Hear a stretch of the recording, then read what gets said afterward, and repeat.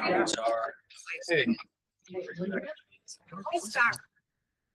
like to call to order this town council meeting of Santan Valley at on March 4th, 2026 at 6 p.m. We will have a roll call, please. Mayor Schnapp, Present. Vice Mayor Hudgens, Present. Present. Councilmember Jenkins.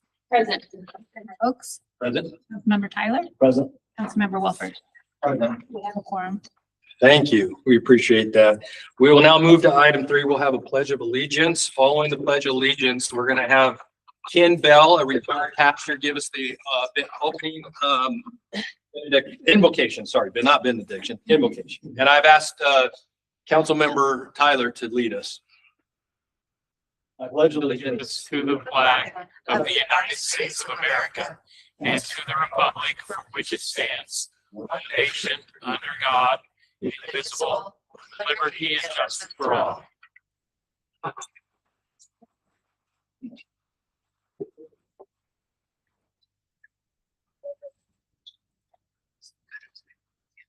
Mayor Schnapp, Vice Mayor Hudgens, council members, let us pray. This evening, oh God, we thank you for health and strength, for work accomplished, for relationships deepened, for acts of thoughtfulness that have been offered.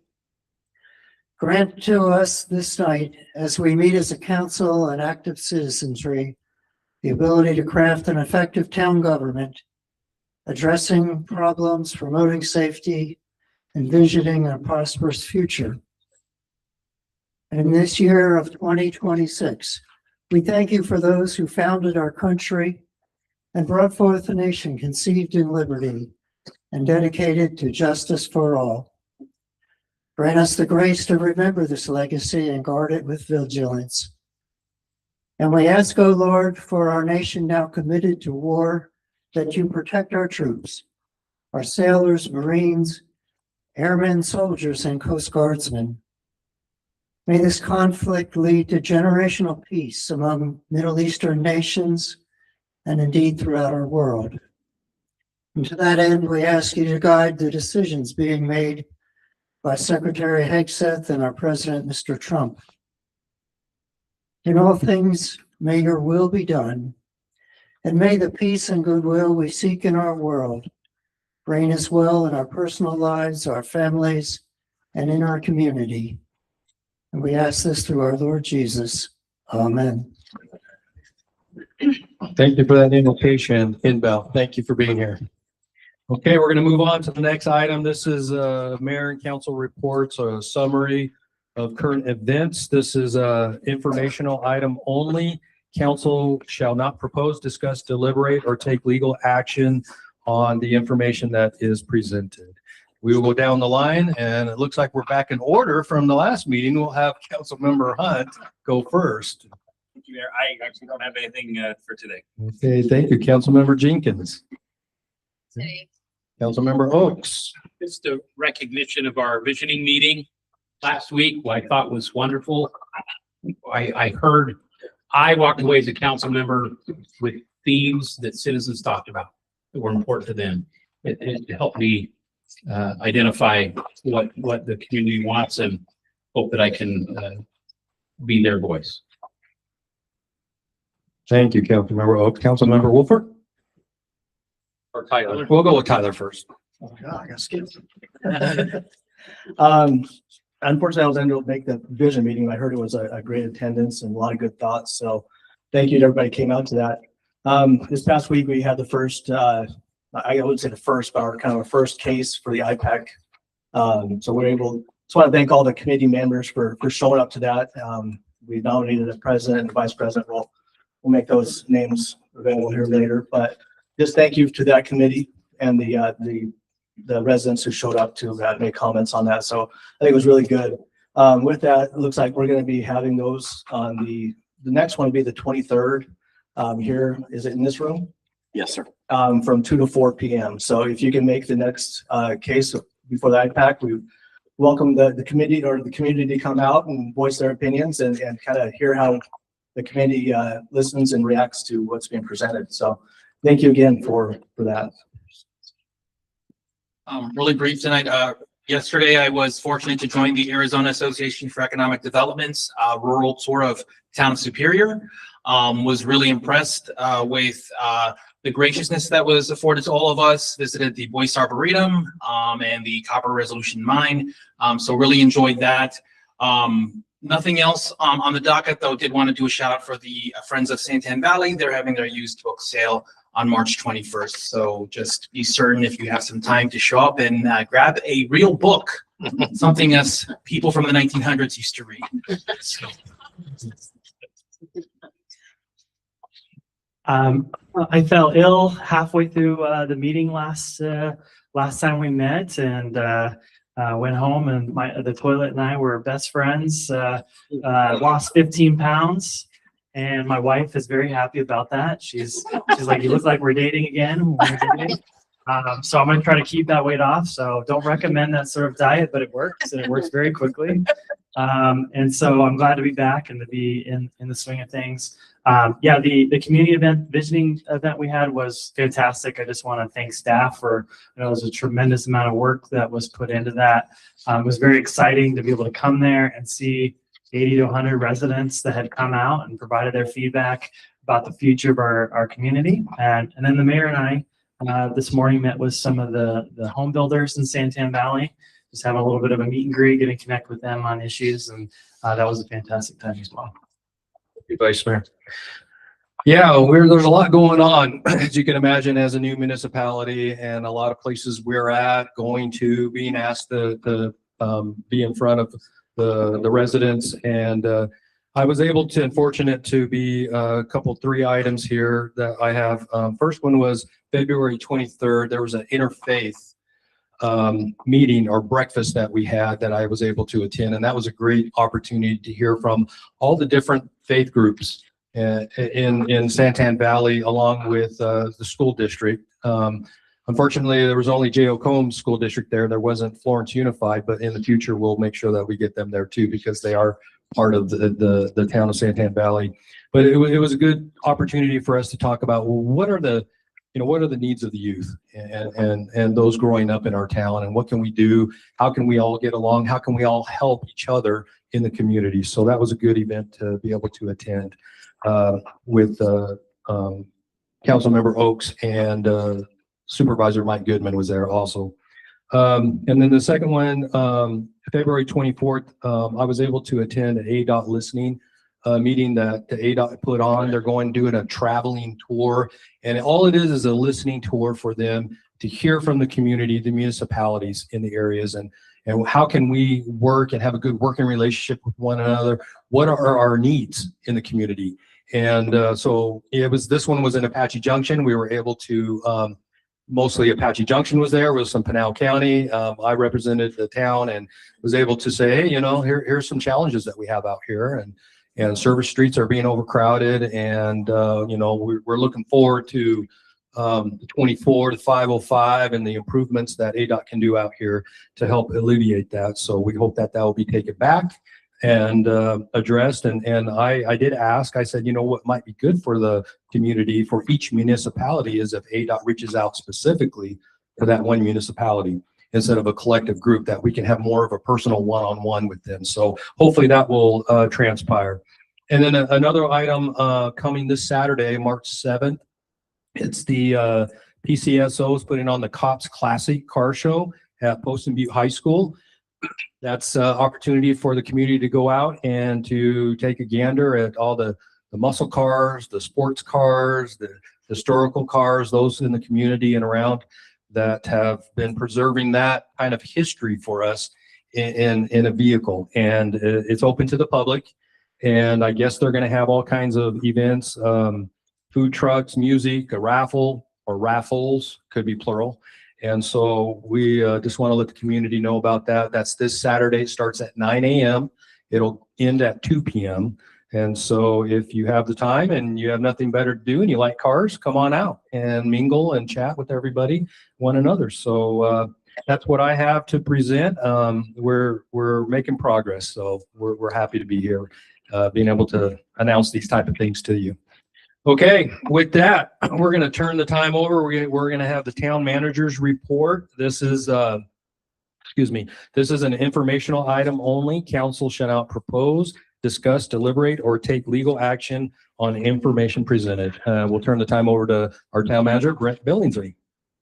Thank you, Mr. Mayor, Vice Mayor, members of council. Appreciate this opportunity. I'll try to share some information with the public via obviously TV and here in person. The first thing I wanted to mention has already been mentioned twice, which was thank you very much for the attendance and the participation last week at CAC at the visioning meeting. It really put a big smile on our faces from a staff perspective to see that level of commitment from the community and to be able to document the suggestions made in a format that was actual real time and folks could see that their vote counted on those various issues. One of the requests that came out of that was to share that report. So we will share that report. We'll make sure that we get that up on the website. Dana will take care of that. Secondarily, for any of you who weren't here at 5 o'clock, we had a pretty important event today at 5, and that was the ribbon cutting for our new facility, which is right adjacent to this room, just east of here. And we had quite a turnout and a lot of smiles on folks' faces. And it just makes you feel warm inside to see that sense of community and the folks that came out to cut a ribbon for our office space. I thought it was really great. It's something all of us will probably remember for a very long time. I wanted to mention that the council will be doing a tour of the Lucid facility in Casa Grande next Friday. So we're going to get a chance to look at a modern manufacturing facility, and we'll make sure that we post that for next week, because there'll likely be a quorum present, but no business will be done or discussed at that event. I got a notice today that I thought I would bring to the council's attention, which is called the SRP Mock Prospect Visit Program. So there are economic development organizations in the state of Arizona. The most prominent one is called CPAC, and it's up in the Phoenix area. It represents Maricopa County. When big corporations are looking to locate in Arizona, they coordinate through one of these entities, and you essentially put in a bid, or you make yourself known in terms of what you can provide. And it will say, we need a minimum of 40 acres, and we need a minimum volume of water on an annual basis of this amount, and it needs to be located on an arterial street. Those types of things, you just fill out the form and you send that in, and you see if there's interest. If there's interest in your project, they actually come out and do a site visit. And that's where there's not as many resources available in terms of how to handle those types of events. So SRP is sponsoring this program, and I told them that we're interested, and they're going to do a mock site visit presentation to teach us about how to go through that in a proper way. So more to come on that, but I thought it was an important thing to say that they reached out to us. I had an opportunity to meet with the executive director of the Maricopa Association of Governments yesterday. And she had a conversation with me about joining MAG and the importance of joining MAG. We've talked about it before. You knew that was coming. So she actually sent me the application and the forms that are necessary. We'll have to come back at a future council meeting with an actual resolution to request membership in MAG. I just thought you guys should know that it's been requested, and you'll likely see a future agenda item with respect to that. Similarly, Alan and I had an opportunity to talk to the head of the League of Arizona Cities and Towns, and they have a process to join as well, and a fee. So we're having negotiations with them on the fee for our first year, which will be due by July 1st. So that's an item we'll be bringing back to the council as well. Now to some bad news. So I actually had a conversation yesterday. Federal tax law just changed 2 months ago. And one of the big conversation pieces at the legislature right now has to do with how Arizona will respond to the federal tax law changes. And more specifically, how that may affect urban revenue sharing, because there's going to be less money collected as part of statewide revenue sharing. Their projection for the town of Santan Valley is $1.274 million potentially that we will lose due to the tax law change from the amount that we've discussed previously in terms of state shared revenues for next year. Just wanted to make sure that everybody was aware in sharing that information. Another exciting thing coming to us is we've been invited by Pinal Partnership and ASU's Decisions Theater to host a local lens feedback workshop. I've sent that out to everyone. You're aware. We're focusing on April the 2nd. It'll be an online meeting with a couple of the council members and some other industry folks from Santan Valley. So we'll be putting together a list and providing that to that group, and we'll have an online meeting to discuss the future of Santan Valley and how the ASU Decision Theater can help us. This is focused specifically on transportation. So they're meeting with all of the cities in Pinal County and having these same discussions. And ultimately, it will end up in a presentation inside the Decision Theater, if anybody's ever seen it before. But it's basically a big hexagonal room. You stand in the middle of the room and your future flies around you. It's an impressive experience. So they're collecting information and getting ideas from the different parts of the county so that we can have this event at the Decision Theater. It was mentioned that we met with the home builders of Central Arizona this morning. Very useful and constructive meeting. It was hosted at one of our new communities, Wells Ranches here in Santan Valley. And there was actually a lot of developers that came. I didn't count heads, but most of the major home builders in the Santan Valley area were there today. And it was scheduled for 1 hour, and I think we almost went 2. So very, very productive meeting. The other piece of news I have for today, I sent out to the council earlier today, is, as many of you know, we've been waiting for a census population certification for Santan Valley. We actually received it today. Our certified population is 91,130. That's not a 2026 number, that's a 2020 number, the last decennial census. So our population number certified by the Census Bureau is 91,130. The last thing that I have for everyone is legislative update. I'll try to go through this fairly quickly. As you're all aware, this week is when bills transition from the House to the Senate, from the Senate to the House. And that's when what we call the COW meetings are held, Committee of a Whole. I talk about it at every meeting, the 3 different bills having to do with appropriations and the county half-cent sales tax. House Bill 2106 didn't make it out of the House. It's dead. House Bill 2273 and House Bill 2304 did make it through. One of those bills, 2304, would provide that money to ADOT to utilize in Pinal County, and 2273 is the bill that would essentially give all the taxpayers in Pinal County what's estimated to be about a $300 check for that reimbursement. Both of those moved from the House to the Senate. Another bill that we talk about every 2 weeks is House Bill 2400. That is the proposed motor fuel holiday that also made it out of the House and is in the Senate. 2 more bills that we talk about frequently. There's one in the House, it's 2588, and one in the Senate called 1431. It's titled Municipalities, Planned Communities, and Design Prohibition.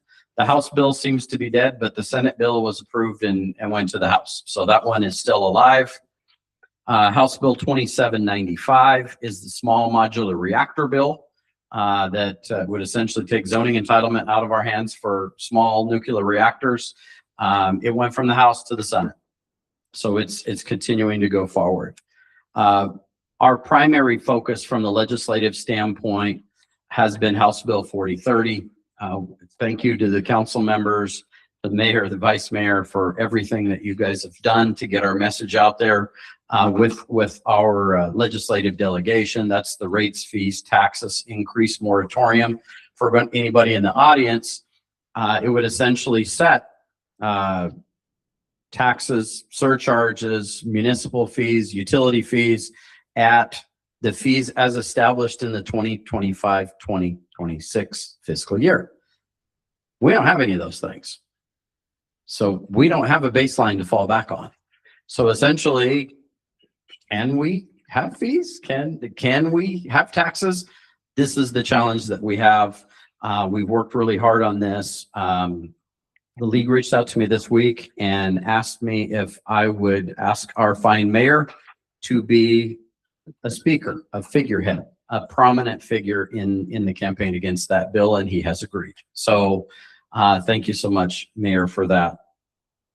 Attached with that is HCR 2052, which would be to send it to the ballot.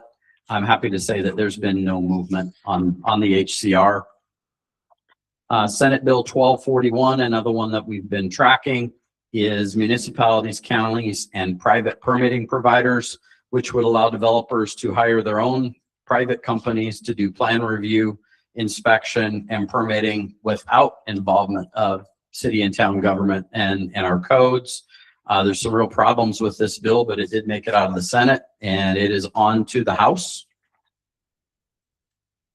House Bill 2946 is the last remaining development fees bill that puts some pretty stiff restrictions on development impact fees, how they can be used and how they can be raised in the future. It has not made it out of the House yet, but we'll know this week whether it makes it out of the House to the Senate. House Bill 2999 is another bill that we've discussed a lot, which is known as the Municipal Improvement District Bill. This is the bill where there'll be a state entity created that could actually form improvement districts in areas like Santa Ana Valley, and we would have no say in it, but we would be responsible if they walked away from the job and to maintain that infrastructure that would be built by that district. It similarly hasn't made it out of the House. We'll know more this week. And the last one I have for you is the one that I talked about the most last week, which was House Bill 2290. That's the TPT sourcing bill that would take our ability to receive taxes for online purchases in our area away from us. And then it would go to the areas that have the big sourcing centers, that have the big warehouses where those orders are filled. That's another one that we've been working hard against. So with that, that's the end of my report. Thank you.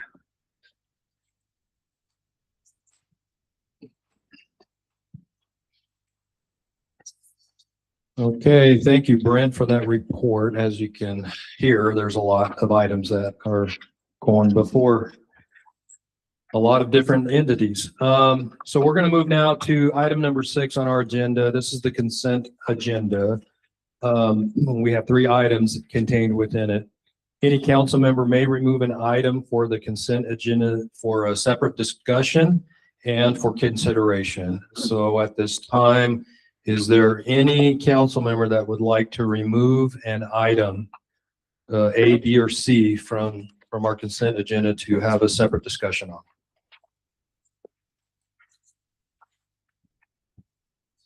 Any at all? Okay, hearing none, we will move to a motion. Is there a council member or someone that would like to make a motion on our consent agenda? Mayor, I so move. Okay. Go ahead and read that.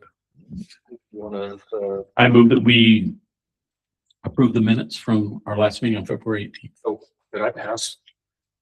So just as a housekeeping item for item 6, and so a motion, I wouldn't have to state the full substance of A, B, and C, but probably would be something along the lines of move to approve consent agenda items A, B, and C as set forth in the agenda. Mayor, I move to approve consent items A, B, and C.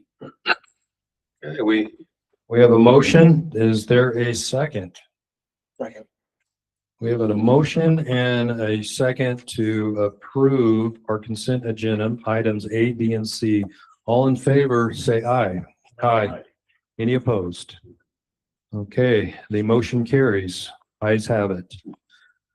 Now we're going to item number 7. This is the point in our agenda that we have presentations and discussion on items. Our first one will be item number A. This is the Arizona State Land Department presentation on State Land 101. We will have a presentation by Commissioner Robin Said and Karen Dada. And so this is just an overview of ASLD, or Arizona State Land Department, the history, management, revenue structure, annexation requirements, and priorities. This may have discussion that will follow. So please take it away, and thank you for being here. Thank you. Can you all hear me okay? Is this working? Okay, perfect. Well, good evening, everyone. My name is Robin Sahan. I'm Commissioner of the State Land Department. I'm joined this evening with my one of my assistant directors in the commercial real estate section, Karen Dada, who's over the planning and engineering section. So we'll be tag teaming on this presentation. Thank you so much for having us here tonight. This is an exciting evening. I wanted to be here with the new town council to help present State Land 101. We'll obviously have some time for questions at the end, but I wanted to let you all know, as I let all of our local jurisdictions know, please reach out to us if you ever have any questions. So this is just the first night of us kind of giving the overview, but if you all ever have any questions about state trust land, you hear something going on, something doesn't sound quite right, please just reach out to us, give us a call. Karen's easy to find, so am I, quite frankly. So please never hesitate to reach out. We're here to help answer any questions we can. So first off, the State Land Department serves as a fiduciary for a multi-generational trust. Our assets were granted at statehood. We currently manage about 9.2 million acres of land throughout the state, and all the revenue that's generated goes to support 13 public beneficiaries. The largest beneficiary is K through 12 public education. So just quickly, the vision for our department is to become a model agency for modern times, responsibly managing all of our assets for the benefit of the trust and the state. Mission goes along with the vision, but really this is updated for us in that we really want to be that kind of shining star, this great model agency that people look to and, you know, always have great things to say about how we're working. We're not there yet, but we are working hard every day, and everything we do, we're ensuring that it's taking us toward that vision. This is a very busy map, but it shows the land ownership in the state. So you can see that we have a large mix of federal lands, tribal lands, and then the blue is represented is state trust land. So we're about 13% of the overall land ownership in the state. When you combine that with the private ownership in white, it's about, it kind of breaks down to almost a third, not exactly. So a third federal, a third tribal, and then a third mix of state trust land and private land. So the state trust land and the private land is really what the state has to look. As I noted before, every acre has a beneficiary. So the state land is held in trust and managed by our department for the sole purpose of generating revenue for Arizona's K through 12 public schools and 12 other institutional beneficiaries. So all the money, so every dollar that we earn goes to the beneficiaries. We are a general fund agency, so we don't, none of the revenue comes to us off of leases, sales, whatever it may be. So every dollar does go to the beneficiaries. This is a breakdown of flow that I find helpful for myself as well. So where the revenues actually go. So for all lease revenue, it comes to the department. It is then placed in what's called an expendable fund, and we manage that fund, and those lease revenues are sent directly to the beneficiaries for them to use. On a sale, it's a little bit different. So sale revenues go to the state treasurer. The state treasurer is actually responsible for managing the permanent fund. That permanent fund is invested and it earns interest, and those revenues are distributed to beneficiaries via a set formula, and that is all managed by the state treasurer. We have the notes in there about what went into each fund at the end of last fiscal year. So this is a snapshot of the Permanent Land Endowment Trust Fund. Again, this is the fund that is managed by the state treasurer. So a look at the revenues, or I should say the growth over the past 10 years. So as of November 2025, I haven't updated it. It's probably been updated, but that fund had about $9.86 billion in it. And now I'm going to switch it over to Karen, who's going to take the next few slides.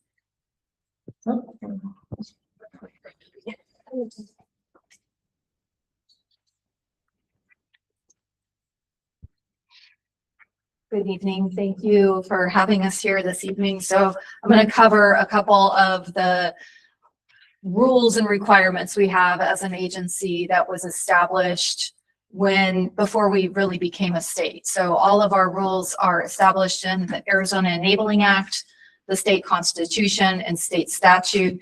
Some of them have been refined through case law. So as you can imagine, those are old documents and some of our rules are old. But they are what bind us and direct us in how we do our business. So the main thing is that all lands that we have are held in trust for the benefit of those beneficiaries. The State Land Department acts as a fiduciary of that trust. The land is the asset that funds the trust. So it's not just the land, it's all the natural products. So the vegetation on the land, if we're doing,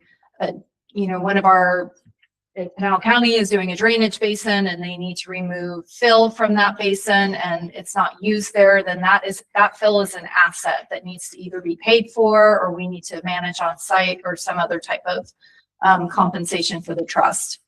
All lands must be appraised at fair market value. We have a citizen appointed board of a governor appointed board of citizens who review all appraisals and approve those before the land goes to auction.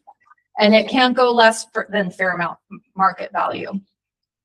And then any leases that are longer than 10 years require a public auction. So if you've been to some of our public auctions, we have paddles, we have an auctioneer, it is a live auction. Those auctions have to be advertised for 10 weeks in the state paper, usually it's Capital Times, and then a local paper within the community. And the auctions are held at the county seat of wherever the land is being sold. So usually when we're selling in Pinal County, our auctions are at the Pinal County Courthouse in Florence.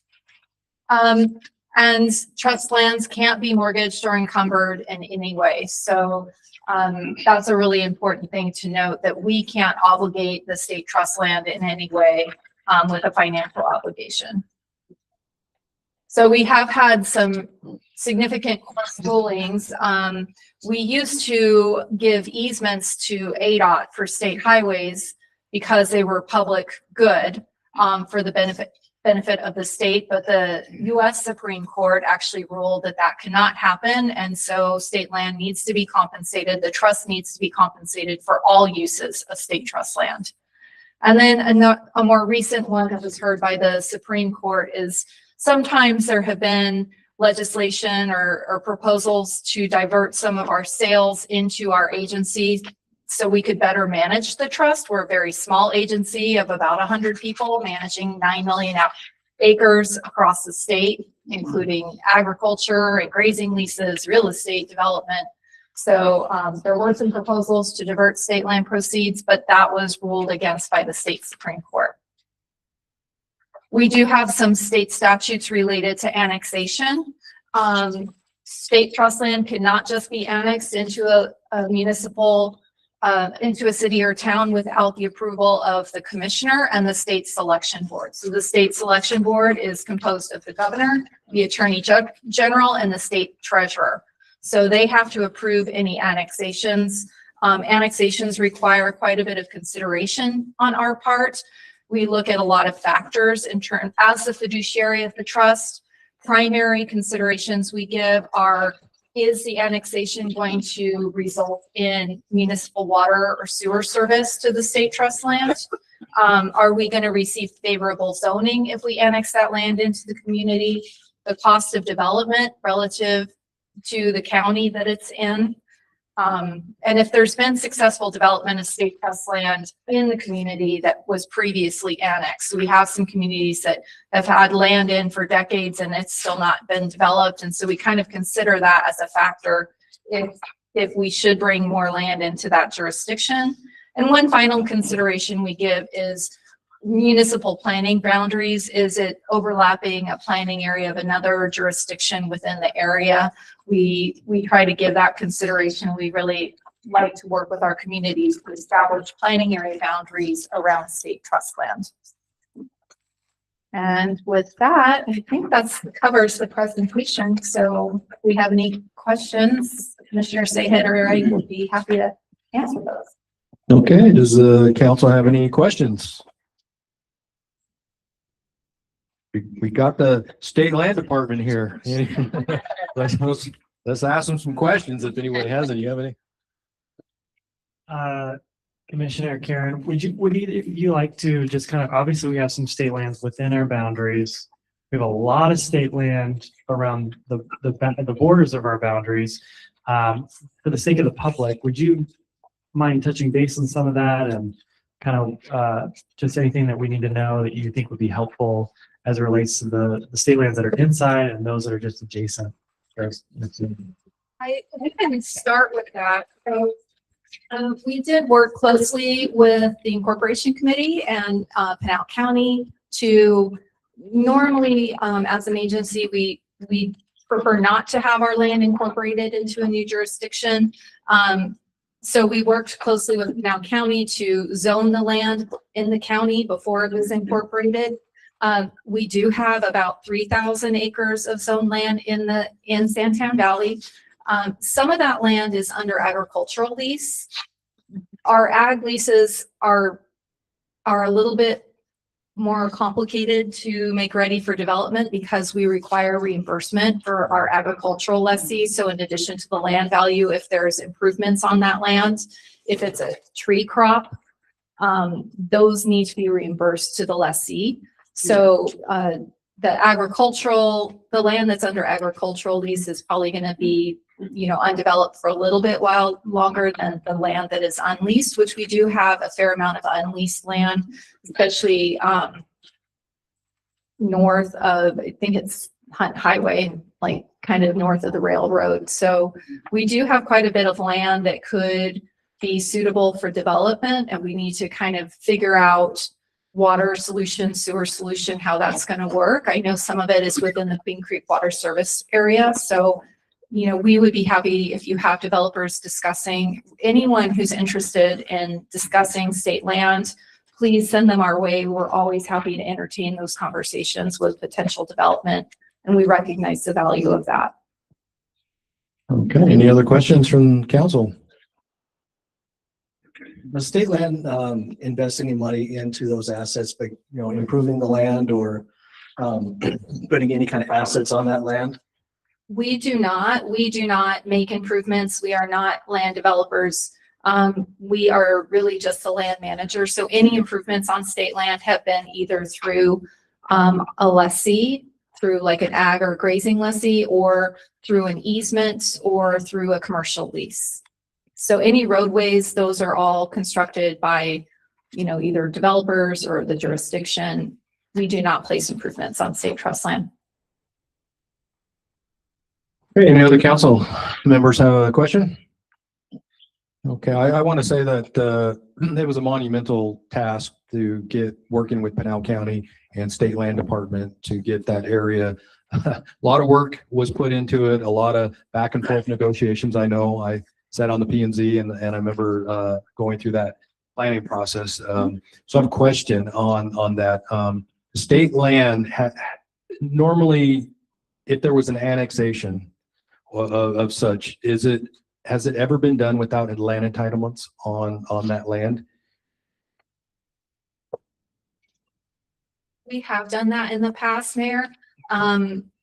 We have learned our lesson and no longer do that.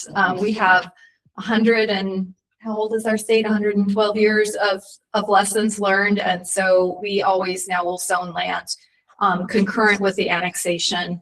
I do want to note that we follow local jurisdictions zoning codes.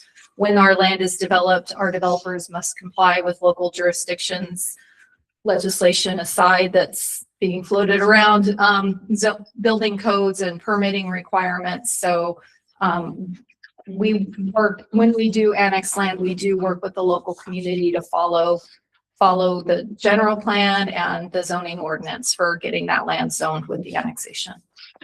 And do you guys feel that with the land entitlements that helps the cause of the sale of the land? And obviously it's statute right to get highest bid on the land.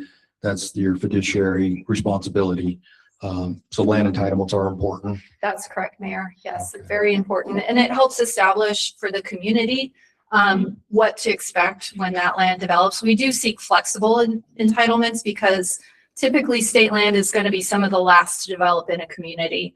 And so we seek flexibility. We used to do hard zoning where we would say this 100 acres is going to be single family at a density of, 70,000 square foot lots. We have learned we can't predict the market. We wish we could, like everyone else. We can't predict the market, so we do seek some flexibility in our zoning. But it does, because of our auction requirements, having the entitlements in place helps the community also get that land to development more quickly. And for the community to realize that this area that was state land that was included in the incorporated effort, would you consider that the flexible zoning that you're talking about? Because the large master plan community that Pinal County adopted and put in allows flexibility on zoning kind of being moved around. That's correct. Okay, it's important. That was a great thing. That was a lot of hard work, a lot of effort, a lot of people behind it. And we appreciate you guys working with the incorporated effort to put that in place and with the county.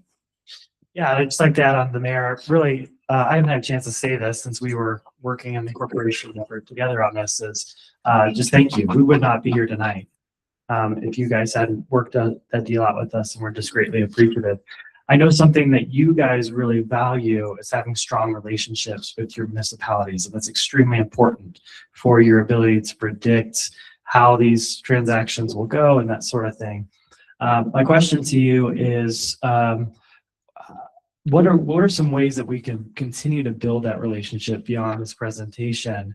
As there's things coming down the road, as a municipality, our staff is running at lightning pace to get this thing up and running. We just established an interim planning advisory committee who's kind of serving as an interim planning and zoning committee, and we're moving really quickly. And so I think, at least for me, I really value continuing to build that relationship so that as things come up in the future, that we can work together on future projects, do more amazing things like we did on the 3,300 acres. So what's the feedback? Yes, Mayor, Vice Mayor, thank you for that question. Reach out to us. So we know you're dealing with a lot. We don't want to take all of your time up front. So as you're thinking about state trust land, or you're discussing state trust land and whatever you're doing, feel free to reach out to us. We're happy to be included in whatever meeting you'd like us to attend. I'm speaking for Karen. It'll probably be Karen and her team more than anyone else. But I think that's the initial. Again, you guys are dealing with a lot. So just let us know when you want us to be engaged, or if you're starting to talk about things, please reach out to us. As our team has questions, we will reach out to you all, but we wanted to, of course, give you all some breathing room as you're getting going. But that's really it. And like I said at the beginning, always reach out to us. We're here, and we do value our relationship with our local jurisdictions. So we want to be part of the conversation. I would always say bring us in early too. As Karen, you saw Karen go through the presentation, we do have some unique rules. They're not insurmountable. We've learned over many, many years of how to get things done quickly, even with all of these statutory, constitutional, enabling act requirements. We have a pretty well-oiled machine in how we can get things moving pretty quickly. So just, I would say the biggest thing is to involve us early in whatever conversation you may be having. Well, we appreciate you not wanting to take all our time, but we want to take all your time. Because as you know of the area, we are a new municipality, but we have a plethora of state land around us and now inside our boundaries. So we definitely thank you, and we definitely want to have a working relationship with the State Land Department. We want to be helpful and beneficial as best as we can with your fiduciary responsibility also. And we look forward to a great partnership with the State Land Department. We thank you for being here. If no one has any further comments or questions, we appreciate you. Thank you for being here today, taking the time.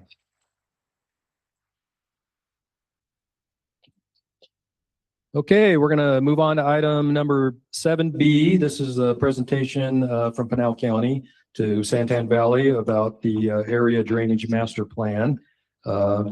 We may have discussion that may follow, but no action will take place. So please, we'll have a presentation by Josh Plum, Assistant County Engineer of Pinal County.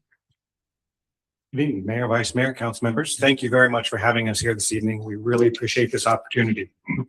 We've been working on the Santan Valley Area Drainage Master Plan for about 3 years now. So we're very excited to have the opportunity to present that to you in the town, discuss what we've learned and what we plan going forward. Just briefly, an area drainage master plan, for those who don't know, is a study of the stormwater runoff and flooding hazards within a region, and then a development of plans for how to address those, high-level plans for how to address those identified hazards. So this evening, I'm here with Intellis, the Intellis team, Ryan Sauer, who led the effort on this area drainage master plan. He's going to talk through the data collection, the hydrology and hydraulics report, the flood hazard assessment, and the flood mitigation study. And then I'll be back up to talk about the next steps.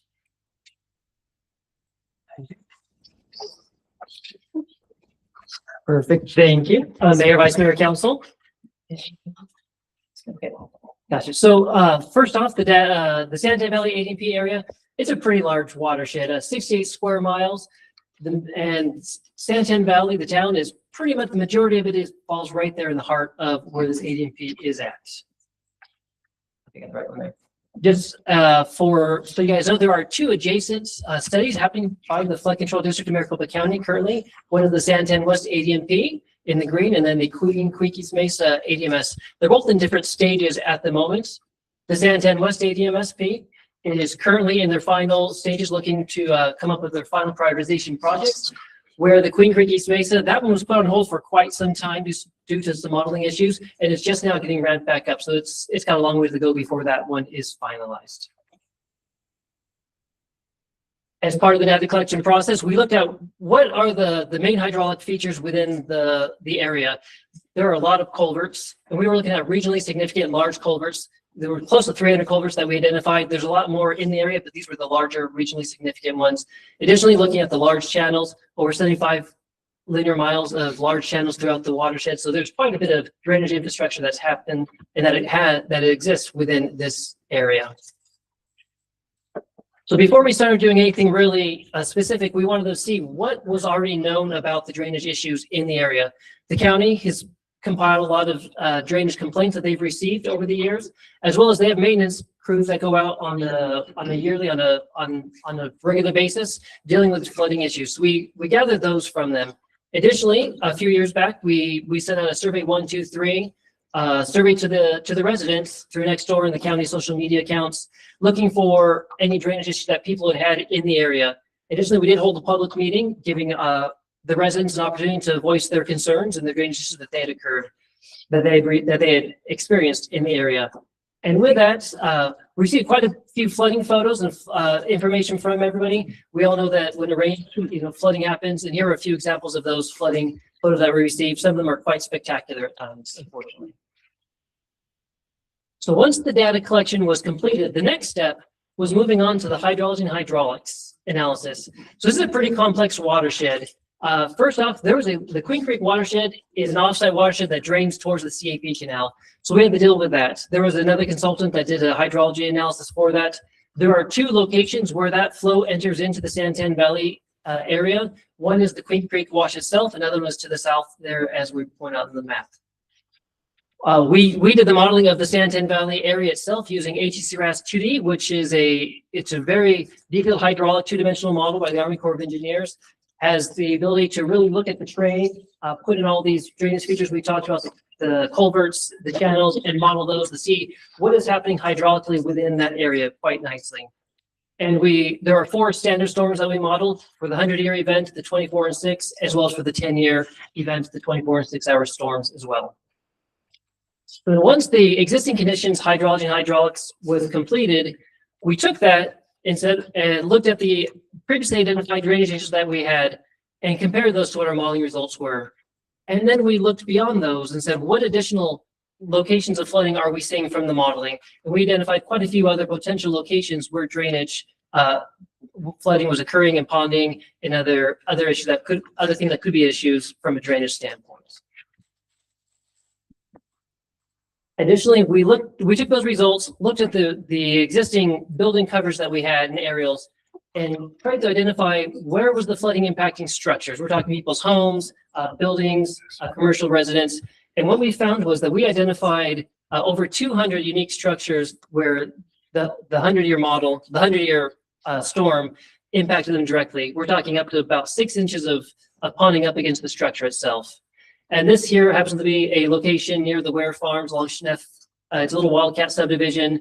And we can see there's quite a bit of flooding that ponds up there against Schneff Road. So when we think about flooding, and I point that out because when we think about flooding or about flood hazards, we instantly go to FEMA maps, right? The FEMA floodplain maps.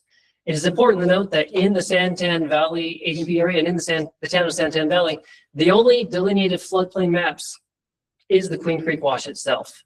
All these other flood hazards I pointed out before, those are not delineated on official floodplain maps themselves.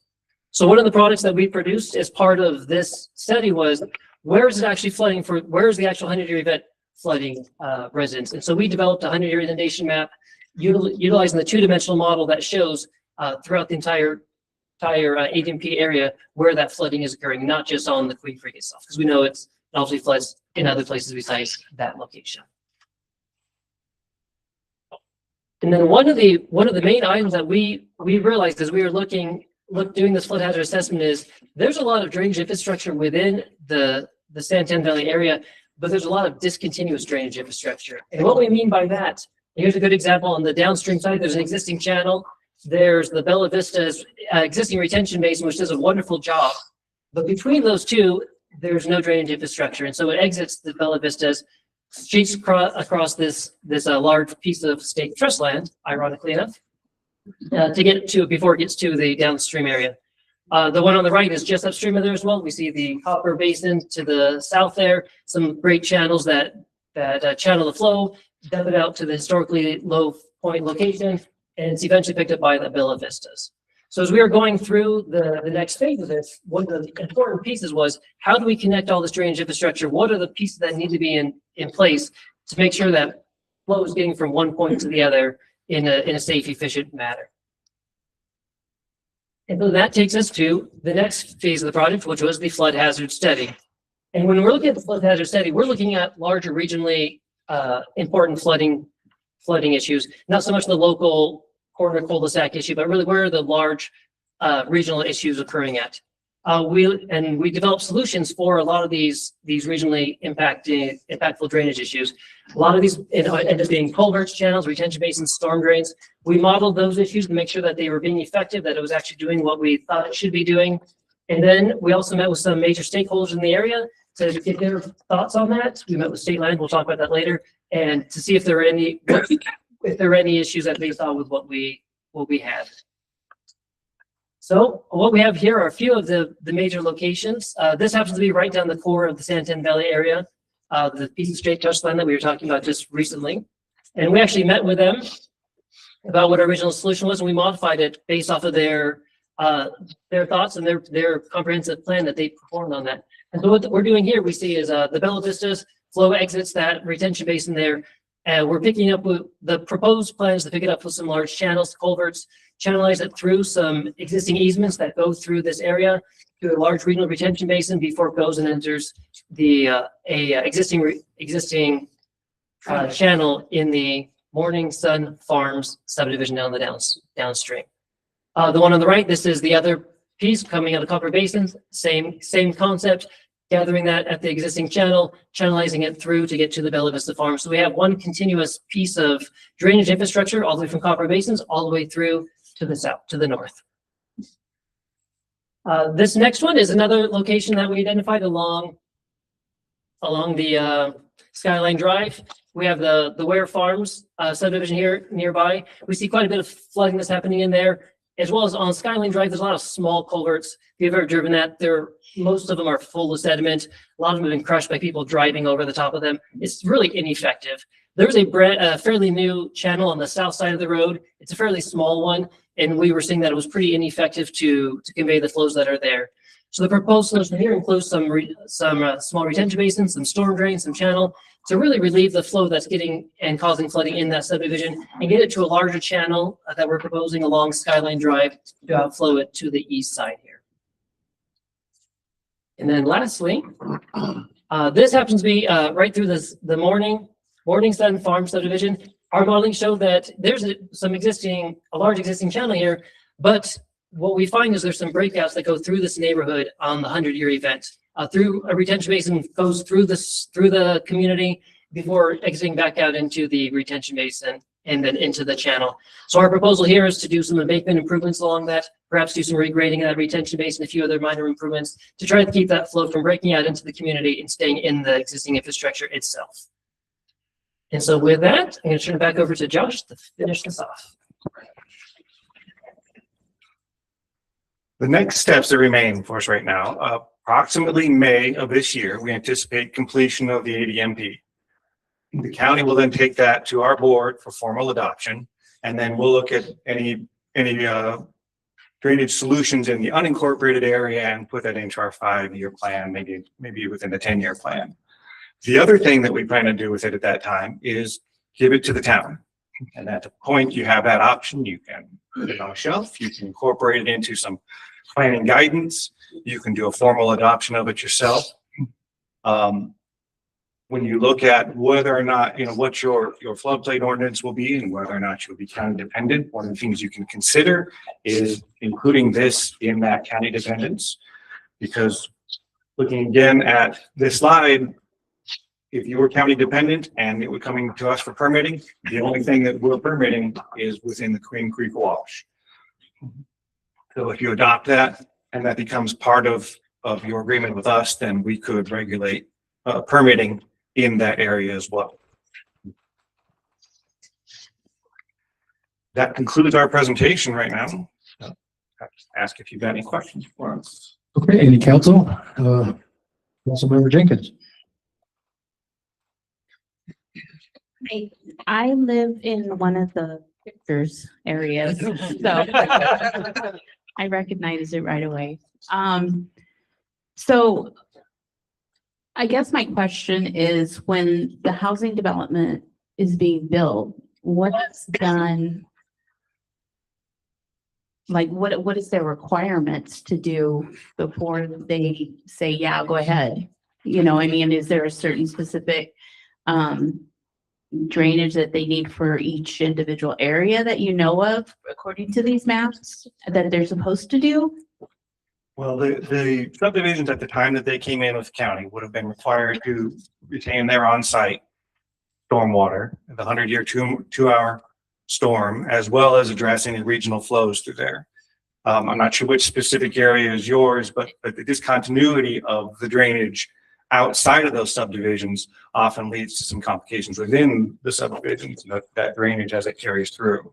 Okay, this subdivision is a Quail Run community where, it really does seriously flood.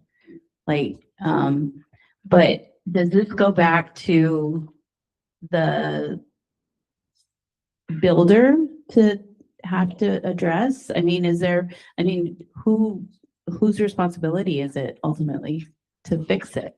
Well, at the time that it was built, it was probably done in accordance with the regulations. So it would have addressed the 100-year 2-hour stormwater on the site, and then regional flows should have passed through. But if there are limitations due to discontinuity, then that's just something that has to be addressed by future development or future projects. Okay. My neighborhood's looking pretty good on this map. So thank you for your presentation. Sorry, I'm competitive. I told you this at the meeting tonight.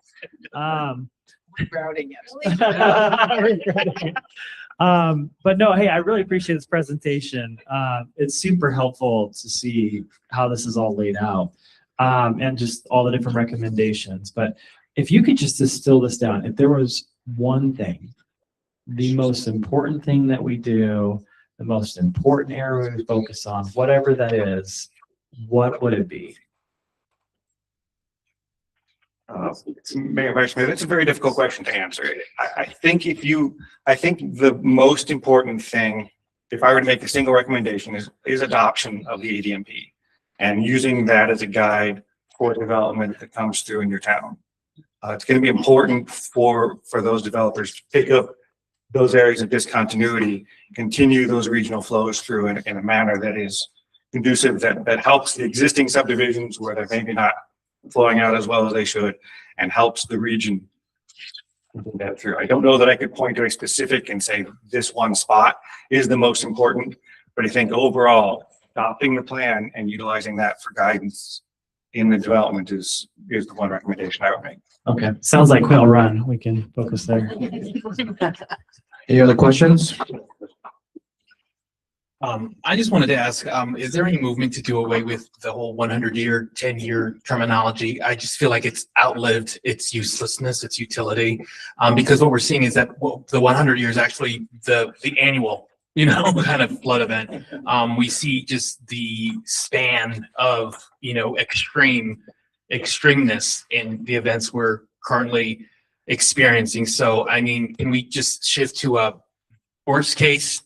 We're, SOL, versus, it's a light, kind of breezy day. But the language, I just feel like we can kind of shift towards something that's a bit more useful. Mayor, Vice Mayor, Council Member, that's a very good question. I understand the concern with it. There's been discussion regularly at the state level, at the federal level, to address the terminology, to address how climate change is affecting those storm events. Right now, we're still following what the state and federal guidelines are on that. We use the term the 100-year storm, which can be a little bit misleading for people to understand. What we're talking about is the 1% annual chance of the storm event. Doesn't mean that if it hit last year, it's not going to hit for another 99 years. It could hit again next year. So we do understand that there's a little difficulty with that terminology and maybe with the realities of that. Also, the models that we utilize for rainfall in the area are adjusting. They do adjust on not quite an annual basis. I think we're on a 5-year basis to recognize those changes in storm events in the area. And just to add. So again, I just really feel like just having a posture of readiness is advisable rather than kind of relying on these antiquated ideas about, well, it's not going to happen, but they end up doing. So I'm sure every season is a learning event. So I'm sure you're taking those lessons and applying them accordingly. But thank you very much for your presentation. Any other questions from any other council members?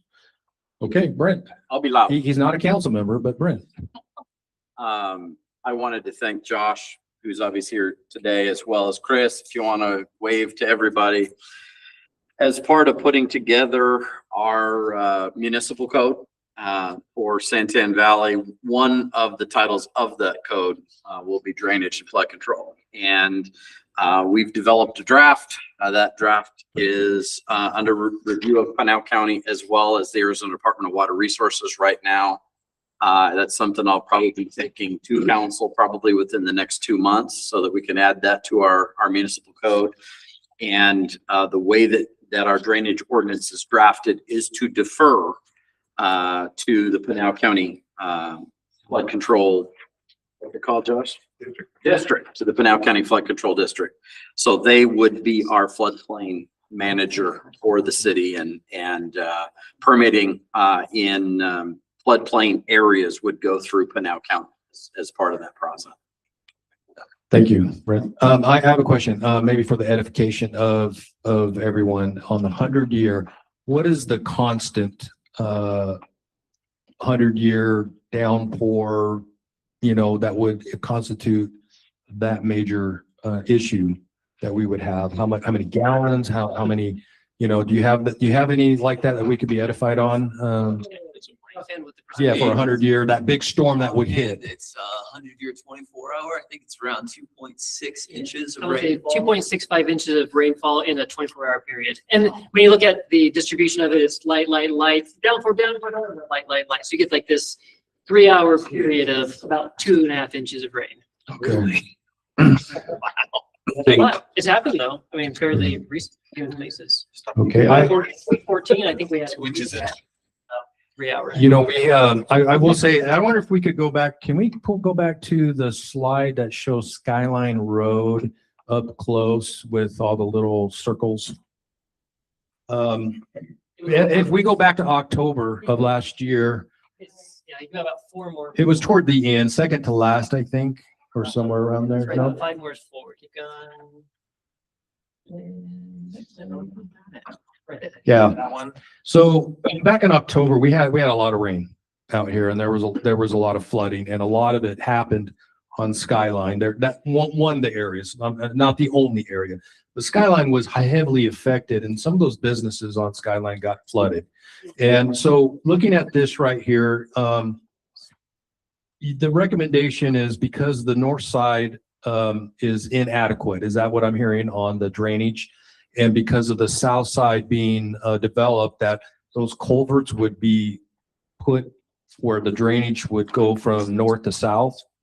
So the current thought there is for the channel to be on the north side and increase the size of those culverts and then increase the size of that channel as well. Okay.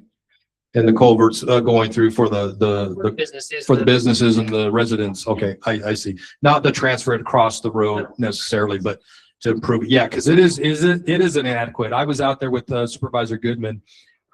We were assessing it back in October and how bad that flooding is in that area. And it was unfortunate that those businesses got flooded. And that was a lot of damage that they had to do. So this is an area of concern. I agree with your assessment and your modeling that needs to be addressed. I'm sure Morning Sun Farms was here, and they probably are worried about that drainage if that happened and having that improvement done. So we appreciate all the work that Pinal County's doing and your firm to put this modeling together. That'll be important for us to implement and use. And so thank you. Appreciate that clarification for me. Is there any other questions from the council? Okay, we appreciate you being here. Thank you for your presentation.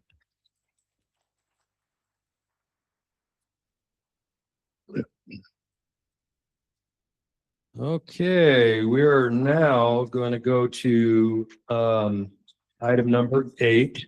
This is action agenda. This is item 8A, a resolution number 2026-07, adoption of tentative estimates for the fiscal year 2026 interim budget. And we'll have a presentation by Gabe Garcia. He is our town finance director. Everyone gets to see him now in action, and we appreciate him. So we'll turn the time over to Gabe. Good evening, Mayor, members of the council. So tonight, as part of being a newly incorporated city, for the remainder of the fiscal year, we can implement a tentative interim budget to complete the rest of the year as we prepare for the next year. This budget was presented to you based off of work that was done by a consulting firm prior to my arrival. It was presented to you at the last council meeting. It establishes a baseline of expenditures, so maximum level of expenditures, so an expenditure limitation of 14.725 million. And that's just based off an estimate of what revenues we may receive between now and the end of the fiscal year, which is June 30th. The steps in adopting this would be if you approve this budget tonight, we will publish it for 2 weeks in the local paper. We'll have a public hearing on April 1st. And following that meeting, that public hearing, we will adjourn to a special meeting and adopt your first interim budget. And that will allow us to begin spending our own money from April 1st till June 30th. All the while, we're starting the process to develop our budget for the 26-27 year. So again, this notice here in your package shows that we are going to have a public hearing. If you go to the first page here, this is just for the public so they can see it. If you go, so these are the official budget forms, and this is what gets posted on the website. We only have a couple of these forms because we don't have a property tax and we don't have interfund transfers in this budget. So some of the schedules were omitted, but these are the official budget forms that we have to submit to the state upon approval of our normal budget. If you look at it on that first page, right in the middle, it's kind of hard to see, but there's revenues that we anticipate. So $10 million in the general fund, which includes state shared revenues other than HERF. So it'd be your vehicle license tax, your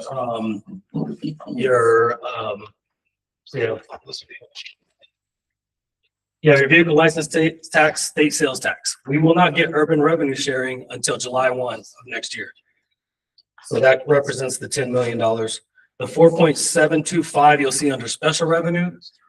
That is HERF, which can be only used for road and road improvements.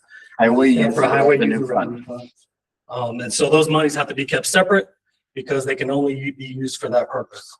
If you look towards the bottom, you'll see the 10 million in expenditures. Part of approving a budget for municipality is that it has to be, all revenues have to be budgeted, it has to be zero. So all your revenues that you get, plus your fund balances, and you budget the expenditures to match. You may not use all those expenditures, so we may not use $14.7 million, and we hope actually not to. But we have the authority by you to spend up to that amount. Now, there's certain procurement rules that require us to bring things to you, regardless if they're in this budget or not. There are certain thresholds that you guys will still have authority that we bring to you for approval. So just because this number's in there doesn't give us a blank check to go ahead and just spend. So if you want to go to the next page. This again is just the revenue breakdown by source. So this is the state vehicle license tax. We anticipate about 2.5 million and the state sales tax about 7.5 million. This is where we would have our own local sales tax. I filled in these blanks and you'll see there's no numbers by them, but those are potential fees that we may adopt for the next budget. But I have them on there just so that way we start getting used to seeing these terms and seeing these budgets as we're going to start presenting them. So you can see that's the $10 million we anticipate getting in general fund. And general fund is usually your unrestricted revenue, meaning you can use that for any purposes. So like administration, police, fire, recreation, planning, anything like that. HERF is specialized, that's special revenue, so that's only for roads and streets. You can use general fund money if you run out of HERF money to transfer over. So that's why they call it unrestricted. Okay, HERF money, you can't use HERF money to cover general fund because that is a restricted revenue. So you have $10 million there, $4.725 million for the HERF revenues. That brings your total expenditures up to, our total revenue up to 14.725. Okay, is there any questions between general fund and the HERF money by anybody? Okay. So go on. This next one shows by department a breakdown. These are similar and some of them have changed from the budget that was presented to you the other day, and we'll go through those just after I get through this, but you'll notice the total amount remained the same, $10 million. All we did was change the contingency and lowered it by amounts that we put into the different general fund items. And when I explain those, we'll go through them so you can see. Special revenue, you see the 4.725, which totals the 14 million that we're asking to spend. If you skip, the next one is just another subcategory that the state uses to look at expenditures. It's by a category. So the next page is what we're anticipating spending on salaries and benefits during that time period for those 3 months, April, May, and June. And if we go to the next one, this is what I was talking about here. This is the changes that we made after the consultants presented that budget to you guys. And this was just for us in an effort for transparency to really put things in the budget where they should be. And as we're starting to grow and we're starting to hire new people, we're figuring out the costs and the needs that may be required by each department. So if you look at administration, you guys went through the building just a little while ago. We don't have office supplies, and that's probably a big number for office supplies, but we have, we need staplers, we need pens, we need paper, we need all kinds of stuff. We need file folders, we need all kinds of things. That's a lump sum budget that we're putting in there to be able to fund some of that. Again, we may not use it all, but we just put an amount in there as such so we know what we're planning. We did add postage in there. We know we're gonna have to do some mailings, especially for the TPT and the elections. So we put those costs in there. Some legal publications. We have to publish this interim tentative budget for you guys in the newspaper. So, and for the public. So we put some legal publications in there. We put some dues. I know Brent mentioned the League of Cities and Towns and for now partnership. The MAG email came in today, so we did put that on there. That will be, another change for next year. We have some, the rest of these are mostly software that we're going to need to get the town up and going. So we have ESRI software. We need Adobe. Trying to make these council packets without the full version of Adobe was challenging. So that's why the council members received this sheet today, because We couldn't get it in the packet, so I printed it out for you. So bear with us on that. We have agenda software for the clerk, so we can have, help us out with that as well. A municipal, code, we're gonna have to codify that and put it online, so the public, and so we can all reach that and get through it. The election expense, we got a quote on that. That's gonna be about 120,000. So we moved that into the clerk's budget. Employee onboarding software, as we get towards double digits, we're gonna have to try to find a way to get people hired and get people to streamline that process. And so we put that in there. Some training software, staff training. You have to update your staff on particular things. I know a lot of HR departments, you have to go through particular trainings, workplace safety, sexual harassment, things like that. So we put some money in there for that. Some consulting and community development. This is just to add to the impact fee study. Now that we know some more costs that are associated with it, so we put that in there. You'll notice in parks, there was a decrease of 99,000. That's because on the draft that they showed you guys, Parks was on there twice, so I didn't reduce Parks by that amount. I just took it out. So we only have it one time. But we did add a consultant for a parks plan. I know one of the things that we talked about in the meeting the other night was the need to evaluate parks and recreation and things for people to do. So we did put some money in there for a park plan study. Public Works, we have the Autodesk software. That's so they can do all the public works functions that they do. I don't know exactly what's all involved in that because my software is a lot different from theirs. So if you look at the negative number in contingency, that's the summation of all the changes above. So we took it out of that big lump contingency amount that was 6.9 million and moved that money into those budgets, and it totaled 374,000. Now this budget isn't locked in stone. Obviously, we have some flexibility. We just cannot spend more than the 14.7.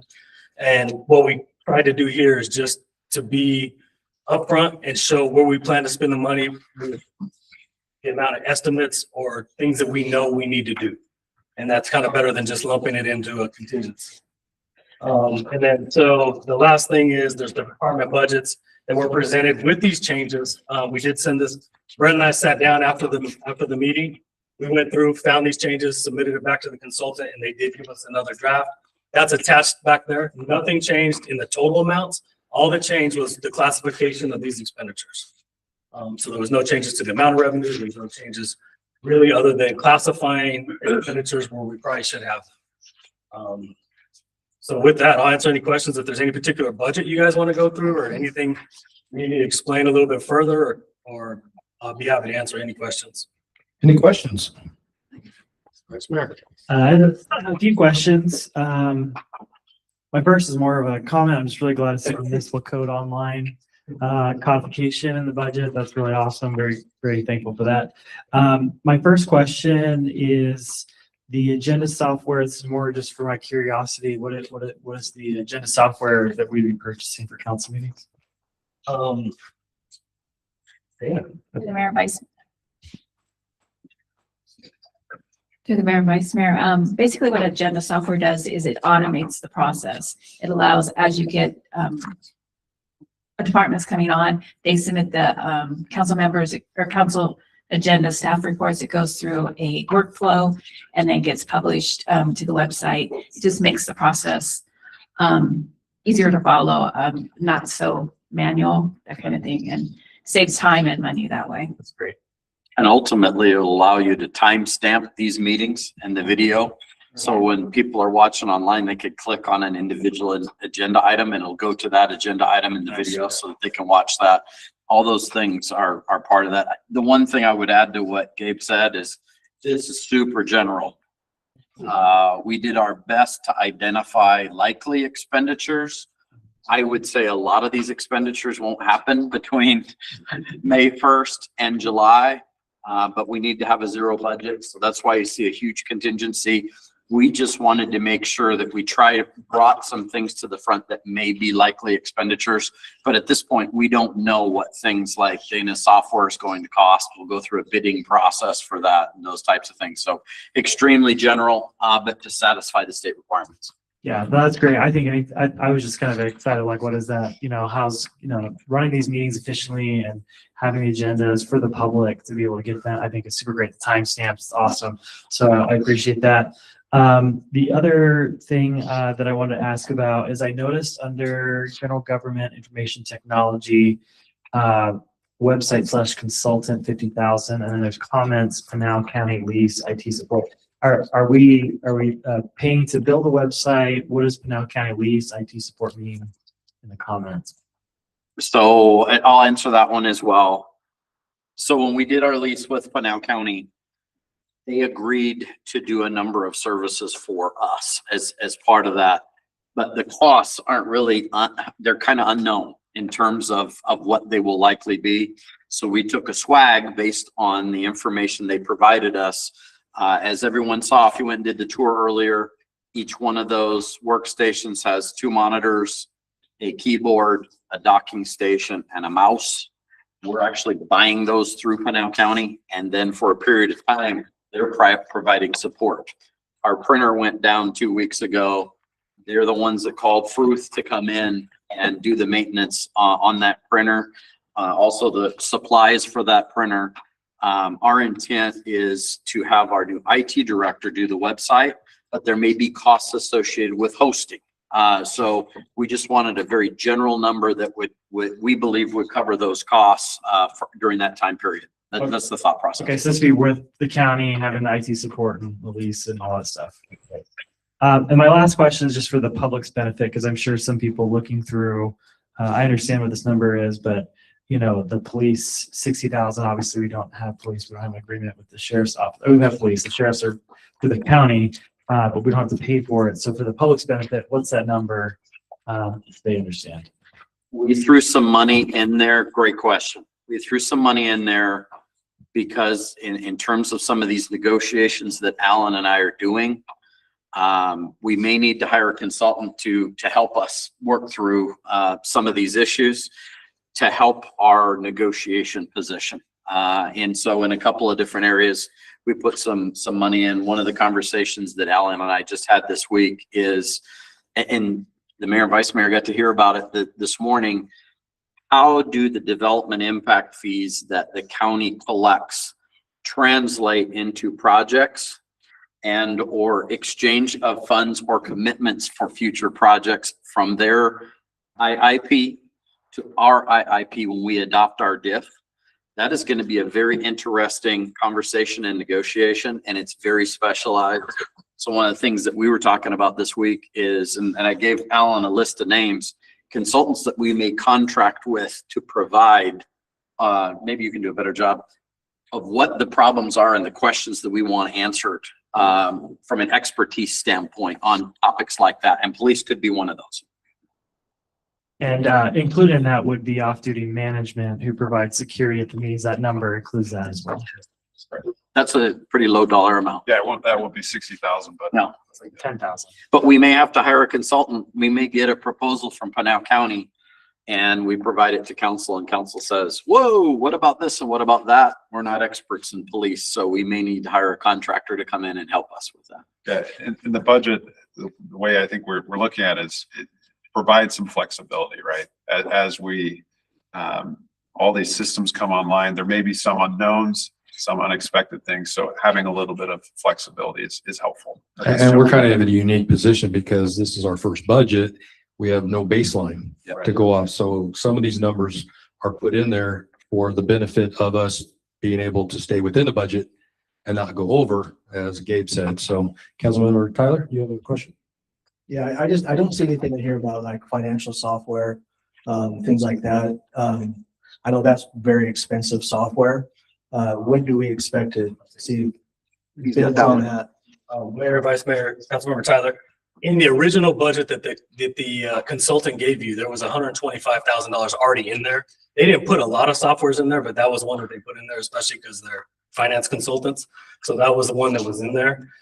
We actually have a meeting, Brent and I, next Wednesday, and the Councilmember Jenkins is going to be there with us. We're going to go through and sit through a demo of a financial software, so that way we can come in and make sure it meets all the things that the town needs. Make sure we have all the protocols set in place, make sure it fits exactly how we want things to work. And so that will be implemented. And it's the amount in here, I believe, was 125,000 that's been in there for that. So is that something we're gonna co-op or RFP? What are we doing with that? It will most likely be a co-op because we have to move very quickly. We want to get that going, especially if this budget passes April 1. We need to be able to spend our money, so we need to have something to be able to track that with. I mean, that helps us give safeguards, and they give you reports and financial statements and things that you guys are going to want to see. So there'll be an implementation. I think I read on there that they could probably get the payroll in by like October, but the other modules we could probably get in a little bit quicker than that. So that's where we're meeting with the vendor. We're going to try to really put, one of the reasons we're selecting them is because the timeline kind of fits with what we need. So we're going to try to get them implemented as soon as possible. Yeah, I know it's kind of the lifeblood software to a town. So, yes, sir. Through the mayor, Councilmember Tyler, another excellent question. One of the things that, Gabe's new, but one of the things we asked our financial consultant to do was to evaluate the different platforms that exist, as well as cooperative contracts, state procurement, et cetera, and to provide a report to us with a recommendation from a procurement perspective. This week, they provided that report. The recommendation is a finance software that is used by a lot of jurisdictions in Pinal County, including Maricopa. It's called Munis. It's from Tyler Technologies. They actually have already negotiated. I saw it today. They've already negotiated a price on that implementation, and it's less than the 125,000. So I'm going to take that as a win. Yeah, and that depends on the modules that we'll see. These were the base modules that they were talking about. I mean, there's modules in there to help us develop budget books for you guys. There's modules for pretty much everything. There's HR, there's onboarding, all that kind of stuff. So it just depends on what modules we select. And so we'll have a better idea probably after Wednesday of like what that'll look like and how that's going to shape up. But as Brent mentioned, it is cheaper than the $125,000. There are ongoing costs every year, but that's for the implementation. So. And it is a state contract. And how quickly would the implementations, would you be ready by July 1? I know usually those are 3 to 6 months or longer. It's gonna be tough. October, right, is what you were saying? Yeah, we're gonna try our best to get on it. I know that's gonna be one of my major tasks, and we're gonna work diligently to get it done before July 1. I can't guarantee that, but we will work towards that as much. It'd be a miracle if you guys on July 1. We're gonna try. It took us 2 years in Maricopa. And that's why the IT director is a key position that we're bringing online here next week. So I think the one thing that we got going for us is if you have, if we're switching modules, that's a lot harder than starting from scratch, right? Like if we're starting from zero, it's easy to kind of go forward. But and I say easy, but it's less difficult than moving everything over, trying to convert files, trying to do everything. So if we come in and we just set it up the way we want it to, I think we can save some time a little bit that way. So thank you. Yeah, I think moving forward, we're going to have a loaded front end on all these prices because we have no software, and it's going to cost us. But once we get the software, it'll be the maintenance of it, the updates and everything. So that's why this is an important time for us to make sure we get this budget through. I just have a question, Gabe, just for the public to know. You have a council line in here. I just want to make sure you could talk about what that really is, and it doesn't really affect us, just so that the public knows what that means. Go to that one. I can do it from there. Yeah, it's pretty low. It's very more on office supplies. All right. So Mayor, the council budget has $500 of supplies. That's for supplies that we have to conduct the council meetings or events that the council are going to be at. This is not necessarily for the council to go buy office supplies. Watch a lot of TV and they do have that, but it's for mileage. So that's reimbursements from meetings. I know the mayor and the vice mayor talk about how they went to a meeting today. If we have the League of Cities and Towns that we go to, that's for mileage reimbursement to and from there. Travel, meal, and lodging, same thing. That'd be for the hotel rooms. Meeting registrations, that's for, again, probably the League of Cities and Towns, some of the things that your council does to get educated, to help them do what they need to do to represent, the town of Santana Valley. Meeting expenses, again, just kind of what you see here. If you'll notice, there is no council salary at this point. That's something we'll address later on, but this is just some operating expense just for us to be able to do the things that we need to do to provide council meetings and to give council members what they need in terms of education, training, and ways to represent the town of San Antonio. So for like fees, if we wanted to go do a workshop, Yeah, exactly. Yeah. $45, $50, $100, whatever, it would come out of this. Yeah. So, okay, makes sense. Any other council members have any questions on what has been presented so far? Any at all? Okay. You have anything else, Gabe? No, again, like Brett emphasized, this is really general. I mean, we're really trying to figure out what we all need. And as more people come on, they'll be able to help us in their own respective departments, generate some of the things that they might need and the needs of their department. And so we'll be doing that for our next budget. But the first one, we're trying to be as transparent as possible and budget as much as we know. And yeah, so tonight, again, we're just approving the upper expenditure.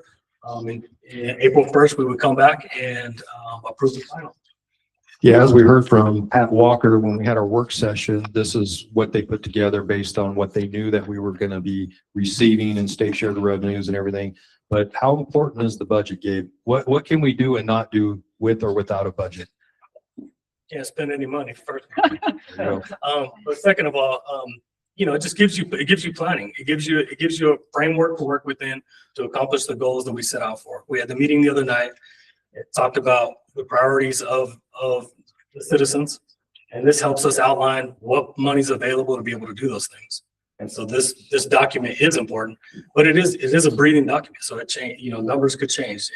It's just an estimate. It's our best estimate. And even all the state forms will tell you it's your estimate of revenues and expenditures. And so that's what we're doing, is trying to guess what we're going to have to the best of our ability using the information we have at the time and figure out what expenditures we're going to have and try to match those two. Okay. Brett. I think an important point to make as we transition from this interim budget into our annual budget, when you approve a tentative budget this time, or when we do our annual budget, you're setting a limit that you can't spend above. Yes. So that's an important thing to know as we go. Doesn't really matter here, but when we do our annual budget, it's important when you do that initial vote on the tentative budget, whenever you come back with the final budget, it can't be higher than the number in the tentative budget. Okay. So it is important. Very important. Yeah. Yeah. The next budget that we do for the next fiscal year will be a little more sharp and a little more directed, because we'll have already, as I've said before, there's a first for everything.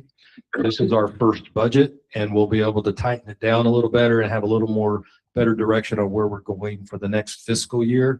And so we have to start somewhere. And so this is good for us to have, so we can start spending some of our own money that we're receiving. That's very important for us as a town to start becoming self, on our own and be able to do what we need to do. So if there's no other further questions, we thank you, Gabe.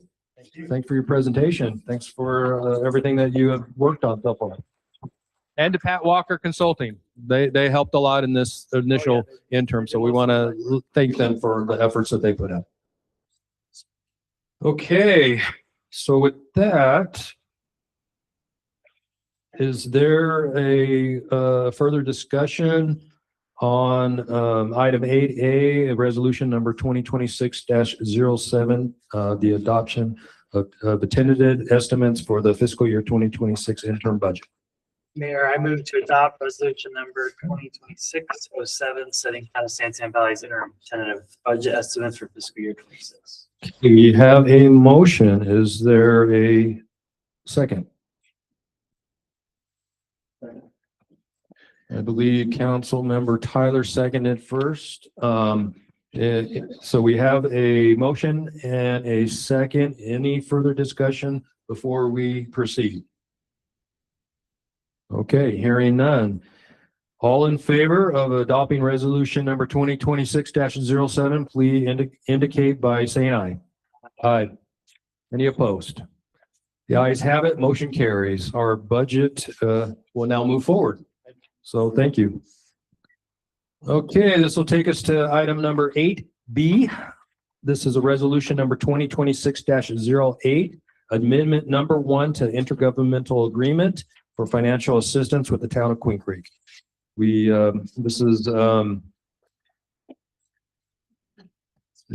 discussion and possible action to adopt this resolution approving amendment number 1 to an intergovernmental agreement that for financial assistance between the town of Santan Valley and the town of Queen Creek, authorizing the mayor to execute the agreement on behalf of the town. Council action is required, but do we have any discussion prior? Any questions? I know there's, so we're looking at, getting Queen Creek to increase how much they're giving us, 250 to 450,000. If we could just get, obviously we're paying 3% interest or 4% interest on that. And that's only on what we use. There's been some speculation that Queen Creek's making a bunch of interest and money off of us. And so can we just get a clarification on how much interest we've actually paid to date and if we're funding their entire town as a result of it? Just their fault.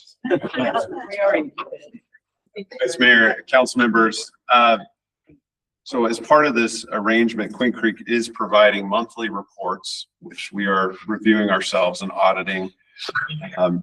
And we received a report from January, 2026. We'll get the February report soon, hasn't come in yet. But as of January, we've drawn a total of 315,457 was the total that had been drawn. So we're not maxing out on that 250 per month, obviously. And total interest accrued was $1,232 during that period. And please keep in mind that Queen Creek is doing the administration. They are processing these invoices. They are paying them what would, they're using staff to do that for us, which if we did it once we do it in-house, there will be staff time and costs associated with that. And this request really is to provide some flexibility. Again, that's a word I use a lot in this process of starting a new municipality, something that's pretty unprecedented. Some of those big software costs may be hitting soon, and we want the staff's looking for flexibility to be able to cover some of those big expenses that may come. We're looking to spend our own money, but we're also having contingencies in place that we have the capacity to work with Queen Creek to cover those expenses. So it's likely they're actually losing money because they're doing our accounts payable as a result of doing this. They've been a great neighbor. Yeah, I mean, we gotta put this in perspective. We're sending invoices over to them and they are paying those invoices to those that we need to get paid, and because we have nothing to start off with. So it's been a great partner, as you would say, for the town of Queen Creek to take on that responsibility. They are not charging us for that. It's the straight amount plus the 4% on it. And so there's nothing above that. And so that's been a great opportunity for us to work with the town of Queen Creek and for them to be very helpful in that regard. So my question to staff is then, I know you kind of touched on it, Alan. What is the need for this increase then? What would be more specific that we could maybe get an answer on? Yeah, I would tie it back to the software. Really, the software, that's going to be a big expense. As we bring on more employees through ESI, we're onboarding several employees this month. So those costs are going to increase drastically as we bring on the director level positions. There's other positions that we're currently advertising for. So that the ESI will increase significantly over the next few months. That coupled with the software costs could push us past the 250 mark. There's one more in there, which is we are feverishly working to join the Arizona State ASRS program, as well as What is the ASRS, so that everyone would? Arizona State Retirement System. It's the government employee pension in Arizona. That's not free, and we're gonna have to start making contributions once we're a member. And then secondarily, council approved 2 meetings ago the ability to hire a consultant to actually go to the market and receive bids for benefits. We're feverishly working on that. That is going to be expensive as well. You couple all those together and very quickly a $250,000 a month stipend does not cover some of those costs as we transition over. Right now, you know, it's everyone's working for ESI. People like myself are on COBRA. Others that we've hired have their own insurance, et cetera. Once we start having our own insurance and long-term disability, those costs are going to go like that. If that makes sense. Yeah. Okay. Oh, sorry. No, go ahead. I know that Queen Creek had to have this increase go before their council. Did that get approved? Or is that tonight? Should be tonight on their council. And what is our term payback? What are we looking at 5, 10, 20? What's our term on this payback? There's not, it commences in November. We have a monthly minimum payback that we have to start in November. And so that everyone knows that this was under a lot of research and crunching the numbers to realize that the 250 was, we were going to probably hit that threshold pretty quick with what we heard with software and these staff members. And you got to understand the staff members are high level staff members to begin with. And so there's a cost associated with that, and we don't have our budget yet. And so the budget isn't approved yet. So, you know, if we can borrow as little as possible, the better for us. And that's what we're shooting for. But we also have to have the flexibility, I believe, to be able to have that, those dollars to be able to pay what we need to. Software is expensive, everybody. I'm not going to lie to you. Coming from the computer background, I understand that part of it. So it's important, but it's also a crucial tool for us to have in the town. So, you know, we got to do what we got to do to get us kicked off. So we appreciate your efforts and your work in putting those numbers together and working with the town of Queen Creek. So thank you. Any other questions? I just want to make a statement. That's all. Again, I obviously appreciate your work on this and sort of the rationale behind us wanting to have a little bit more accommodation on this. Again, not to make light of this, I just want to, again, just reiterate our appreciation for our partners with the town of Queen Creek. Again, not to make light of the agreement that's in place. It's mutually beneficial to both parties. They have an interest in our well-being as a town. And so they are really going out of their way to ensure that we do get stood up in a very a stable manner. So again, our thanks to the town of Queen Creek. I know they're probably deliberating right now. But again, that's what we like to see is us pitching in for our neighbors and our neighbors pitching in for us. Again, hopefully the further other towns down the line we'll be able to pitch in for them. So thank you for that help. Okay, thank you, Councilmember Wolford. Okay, this is an action item on our agenda. It does require council action. So if there's no further discussion or questions to staff, is there a motion on the table? Mayor, I move to approve resolution number 2026-08, authorizing the mayor to execute amendment number 1 to the intergovernmental agreement for financial assistance with the town of Queen Creek, increasing the maximum monthly financial assistance amount to $450,000. Okay, we have a motion. Is there a second? We have a second. I believe that's from Councilmember Jenkins. So we have a motion and a second. This is to approve resolution number 2026-08, which is the amendment number 1 to intergovernmental agreement for financial assistance with the town of Queen Creek. All in favor, please indicate by saying aye. Aye. Aye. Any opposed? The ayes have it. Motion carries. Thank you. Okay, at this point, we're not quite 8 o'clock. Does any council member need a recess, a break? Or shall we proceed?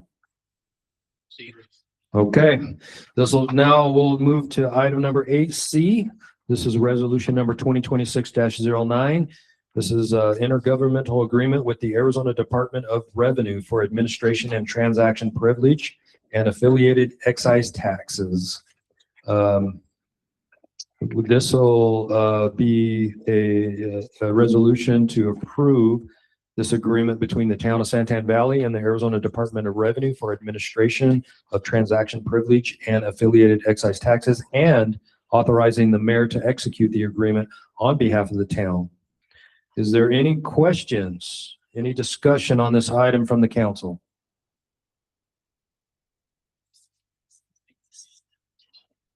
Any at all? We did have a work session on this last week, so we should have been apprised by the need for this and what we need. So if there is no discussion or questions from the council, is there a motion? I move to adopt resolution 26-09, authorizing the mayor to execute the IGA with Arizona Department of Revenue for the administration, collection, audit, and licensing of transaction privilege and affiliated. Okay, we have a motion from Councilmember Jenkins. Is there a second? Second. We have a motion and a second. All in favor, please indicate by saying aye. Aye. Any opposed? Ayes have it. Motion carries. We will now have that adopted. That's great. This will take us to item number 8D, resolution number 2026-10, agreement with the League of Arizona Cities and Towns for assistance with municipal tax administration. Is there any discussion or questions on this agreement?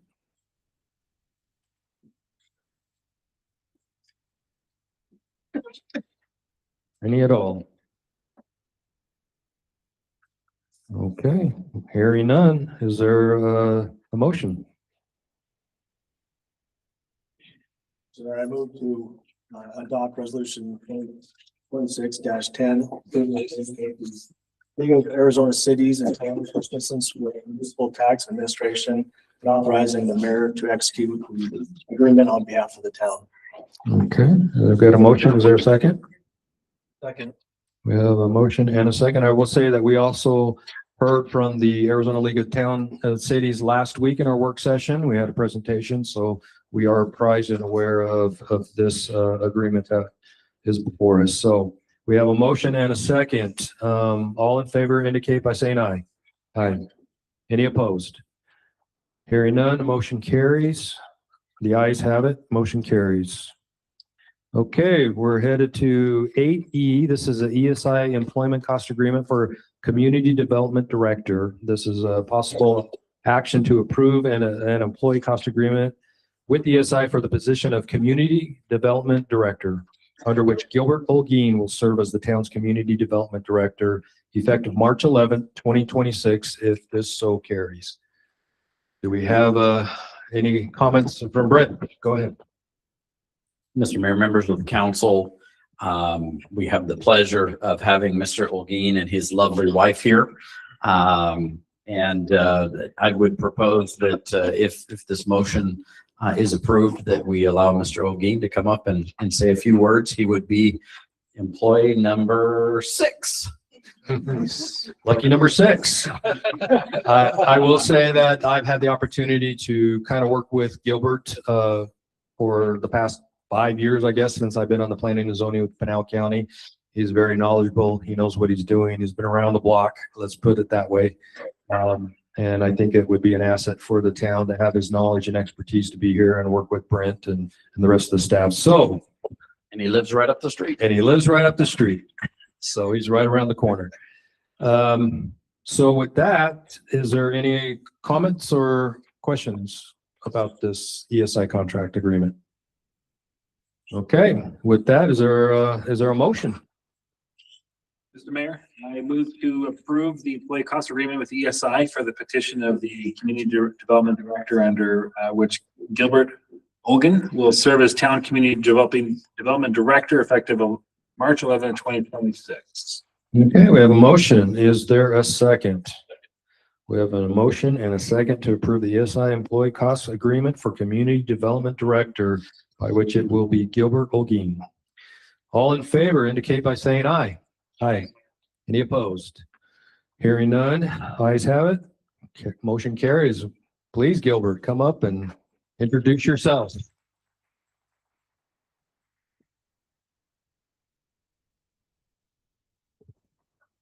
Good evening. There we go. Good evening, Gilbert O'Gain. Thank you for the opportunity. I'm excited. Mayor, council, vice mayor, I'm excited. I've been a planner in various roles for 20 years. And I've had a chance to pretty much cover all aspects of planning in regards to that. From a town planner to a planner two, to a senior planner, to a manager, to an ombudsman, development relations manager. And now as a director, so I do thank you for that. I'm excited. Started my career, got my degree from ASU, and my first job was in Florence.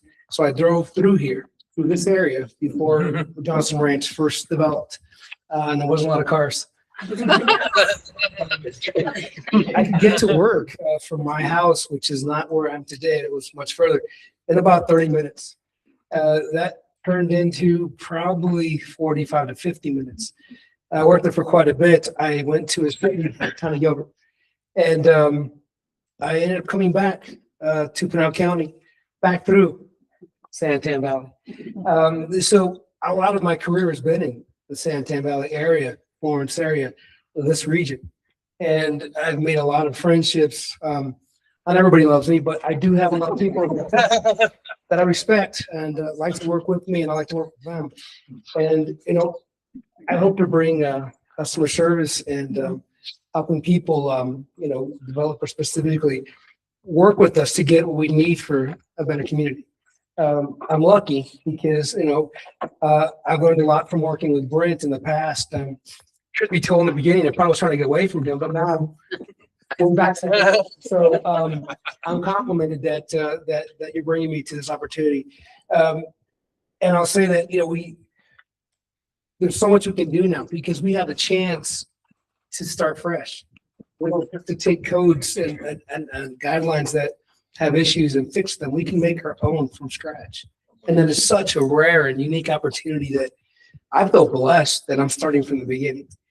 Because I've seen a lot of what can happen, but I feel with your, you know, with your council, we can create something special here. Even though some of our projects are already done, it's okay. There's so much more that we can do. So I'm excited for the opportunity. I really am. As you know, I was retired today. I mean, sorry, March. But I'm excited. I've always said that the fire never ran out in me in regards to wanting to do something better. And as Brent said when he was brought in, we don't do this for the money. It's a passion you have to do things for the public, to make them happy. Because if you plan things correctly, well, they stay. Look around. That's how it works. And we can do more of that here. So I'm excited. Thank you. Thank you, Gilbert. Don't go far. We're going to take a picture. I will say, though, if not everyone likes you, that means you're doing your job right. I got it. That's it. Just get in the front. We'll take a picture. Picture.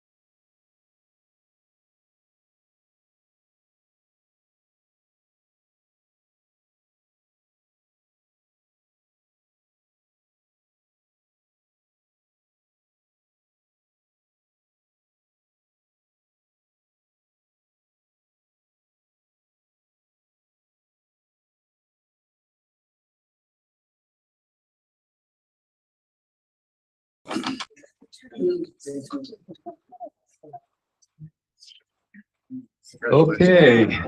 Welcome, Gilbert. Welcome to the team. Welcome to the town. We're happy to have you. This is going to take us now to item 8F, ESI Employment Cost Agreement for a building official. This will be possible action to approve an employee cost agreement with ESI for the position of Chief Building Official, under which James Allen will serve as the town's Chief Building Official effective March 11th, 2026. Is there any discussion, questions on this ESI contract for a building official from the council? Okay, hearing none. Brent, do you have anything to add? I just wanted to point out that his lovely wife is with him as well this evening. So it's a family affair. And Jimmy lives to the south of here, in the Florence area. Okay. Okay, so we know what this item is. Is there a motion on for this item at 8F, ESI employment cost agreement for a building official?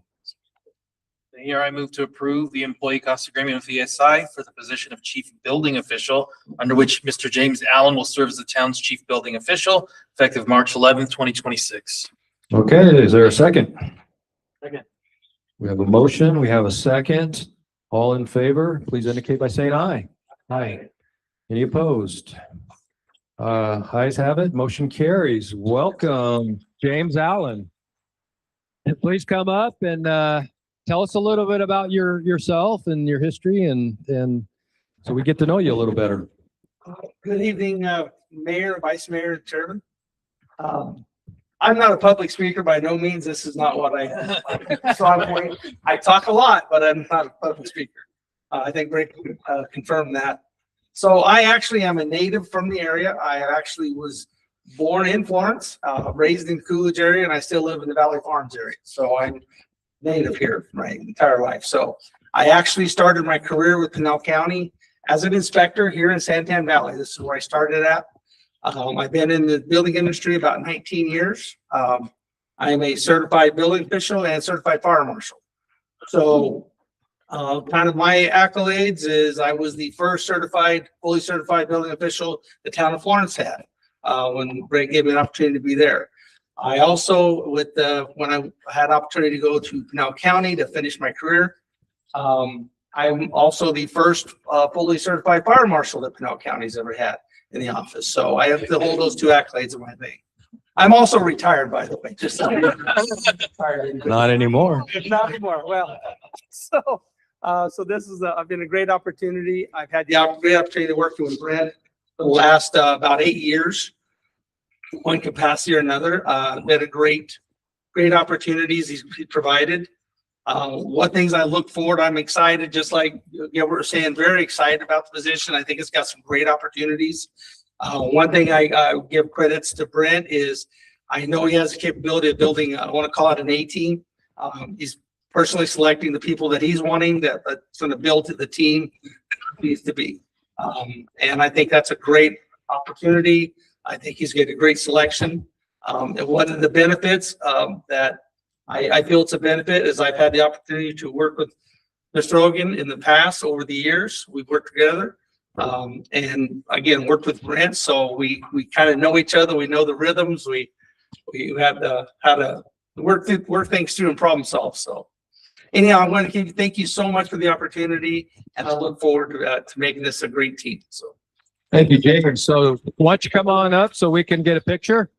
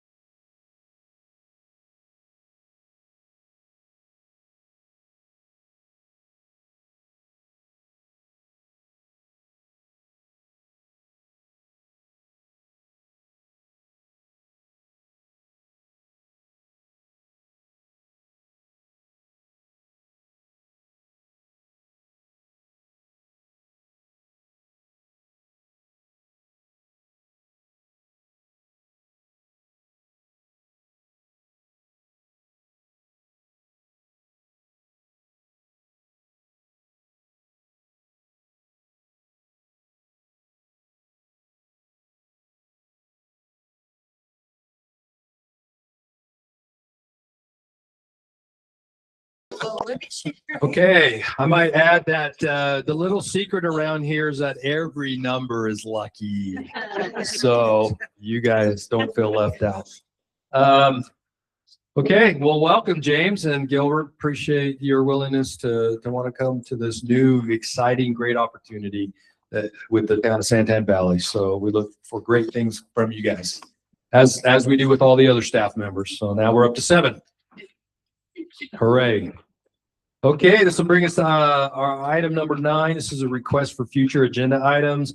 Members of the town council may request that items be placed on a future agenda. No discussion or action will be taken at this time other than identifying topics for future consideration in accordance with Arizona open meeting law. Does any council member have a request for a future agenda item? So I'm going to stumble through this. I'm not sure how to say it, but two events that make me think we need an item on this. When the great county engineer came, we talked about subdivisions, development, talked about the road improvements, but the new subdivisions don't account for road widening and new stoplights and those kind of things. They do the road improvements at their development. And then at our visioning meeting, when we had citizens there, the number one thing I heard from citizens was wider roads. And so I feel like we have a responsibility to put that at the top of the list, make a specific plan, understand it. I don't think I understood everything the county engineer was saying. Like, well, we don't have a way of charging the developers for that, but we just keep adding developments and not widening the roads. And that's an issue. And we wouldn't be the voice of the citizens if we didn't understand it better, study it, put it on the agenda and talk about it. Okay, I think that might be a good topic to discuss in the future. So thank you for that. Any other council member? Any future agenda item? Any at all? Okay, hearing none, we will move on to item number 10. This is the call to the public. Citizens desiring to speak on any issue within the jurisdiction of the town may do so at this time. Comments shall be limited to 3 minutes, subject to adjustment based on time constraints or meeting management needs at the discretion of the mayor. All comments shall be addressed to the town council as a whole. At the conclusion of the call to the public, individual council members may respond to criticism made by those who have spoken, direct staff to review or follow up on a matter, and or request that the matter be placed on a future agenda item. Arizona law prohibits any town resource, including staff time, equipment, and anything of value to influence an election. This prohibition applies to call to the public at the council meeting. You may discuss a town issue, but do not advocate for a specific candidate or a ballot measure. Okay, with that, I have one card in front of me. Is that Allie Day? If Allie Day is here, if you'd please come forward to the podium. Please, just for the record, state your name and if you do or do not live within the town boundary. Hello, my name is Allie Day and I do live in Santan Valley. I'd like to start and say good evening, Mayor, Vice Mayor, and council members. I apologize, I was not here last week. At your guys' meeting, I would love to talk. I had some family things come up, but I did want to bring some things up to you guys that in the community has been brought up to me as somebody that is around a lot of our community. So I'll start here.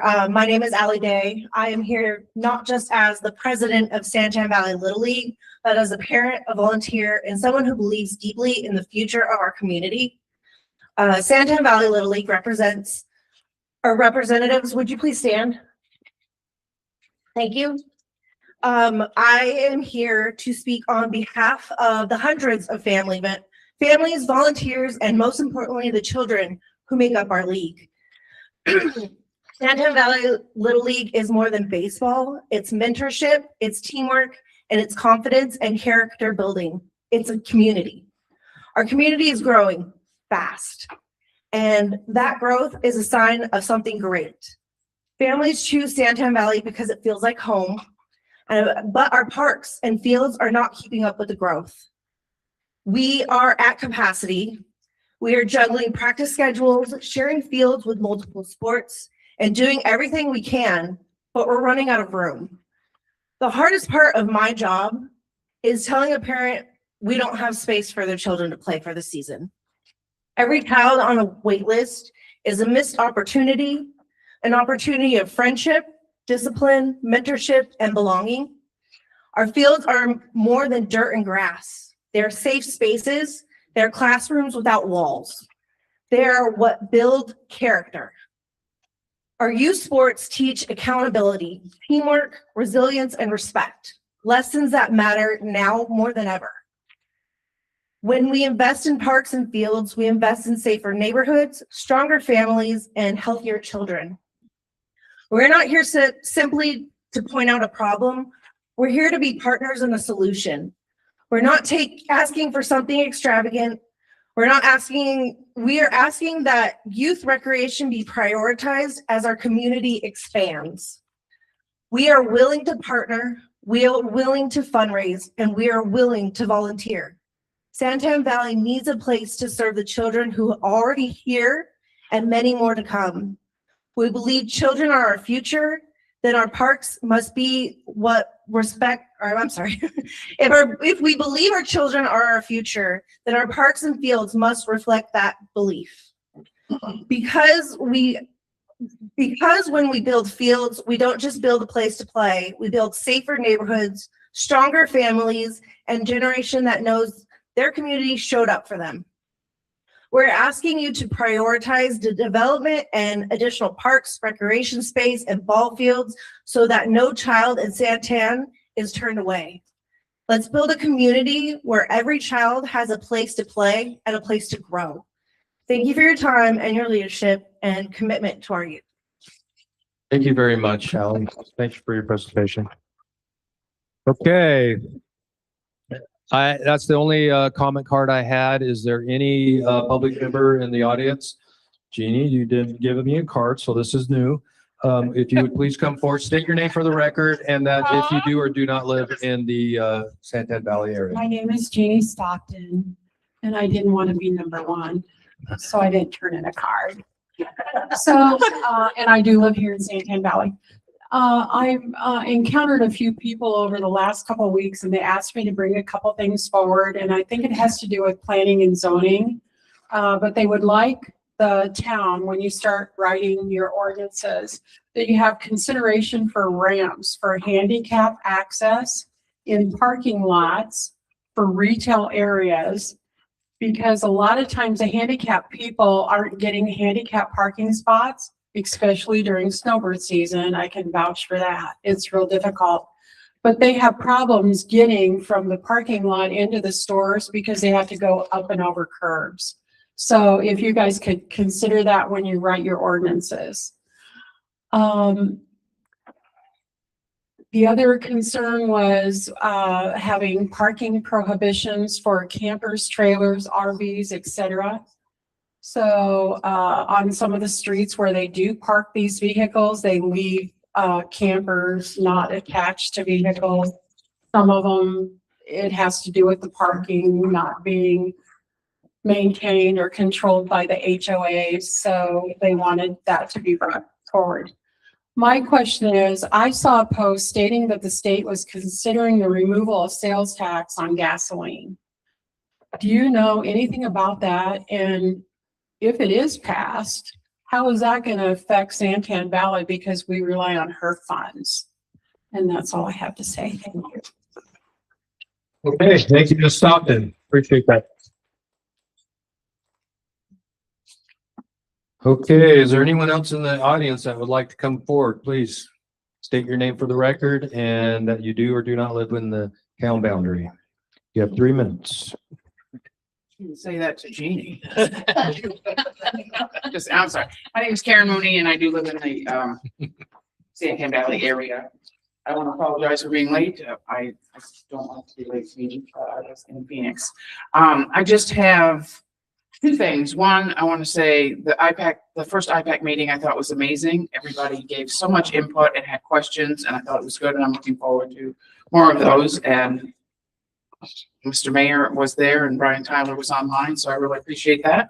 My concern is about drainage. After I came in, just before they started speaking, and I did speak with, Mr. Plum, when he was leaving about this. There needs to be rules for single-family lots. I live in a subdivision. We built our community center. It took 18 months with Pinal County to redo the 8 1-acre lots for the drainage plan. And well, I appreciate that. That's an expense that was put on the owners in order to build that. We have a bunch of 1-acre lots that run along Roberts Road. And it's almost completely developed with larger lots, 1 acre plus, that's on the opposite side that doesn't belong to our community. They're individual homes. These people, when their land starts flooding because they're at the base of the Santans like we are, they build walls around their properties. And then they flood our community. And the 1 acre lots don't sit right up against the road. They are way far back. And I've been over there and there's been water up to the front doors.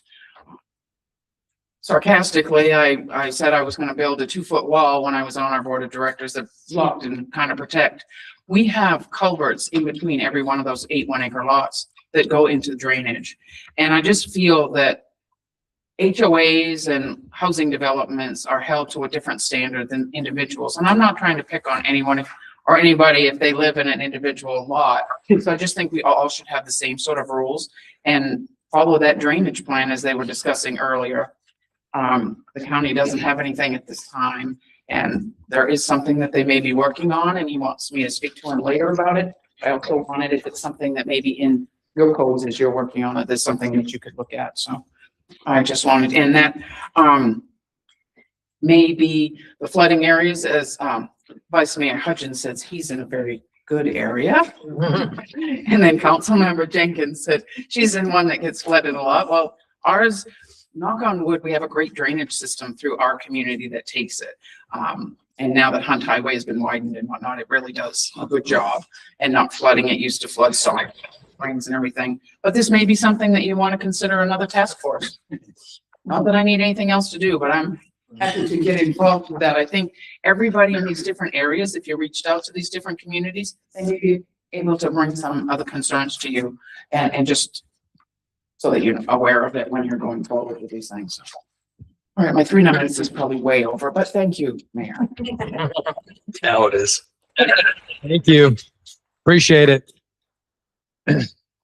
Actually, the timer did go down. Is there anyone else in the audience that would like to come forward and make a comment? Anyone at all? Okay, seeing or hearing none, I will close the call to the public portion. And this will take us now to item number 11, executive session. This is is there any council member that would like to respond or put on a future agenda for the call to the public what we heard? I want to thank Santan Valley Little League for coming out. My kids went through that program, so thank you very much for coming. If it can, I know that within our budget, we allocated 50,000 towards a consultant towards parks. Could we have something on an upcoming agenda to address that and have further conversations on that consultant?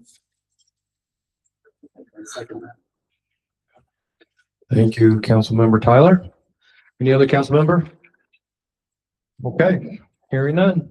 We will move on to item number 11, executive session. This town council may vote to convene into executive session for the following item. A, discussion and consultation with town attorney on negotiations of potential intergovernmental agreement with Pinal County for continuation of various services pursuant to ARS 38-431.03A3 and 4. Is there a motion to go into executive session?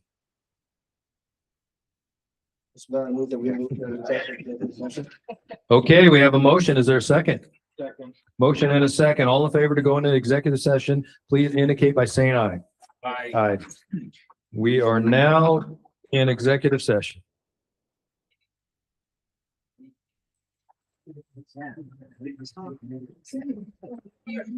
So that bill that you're talking about,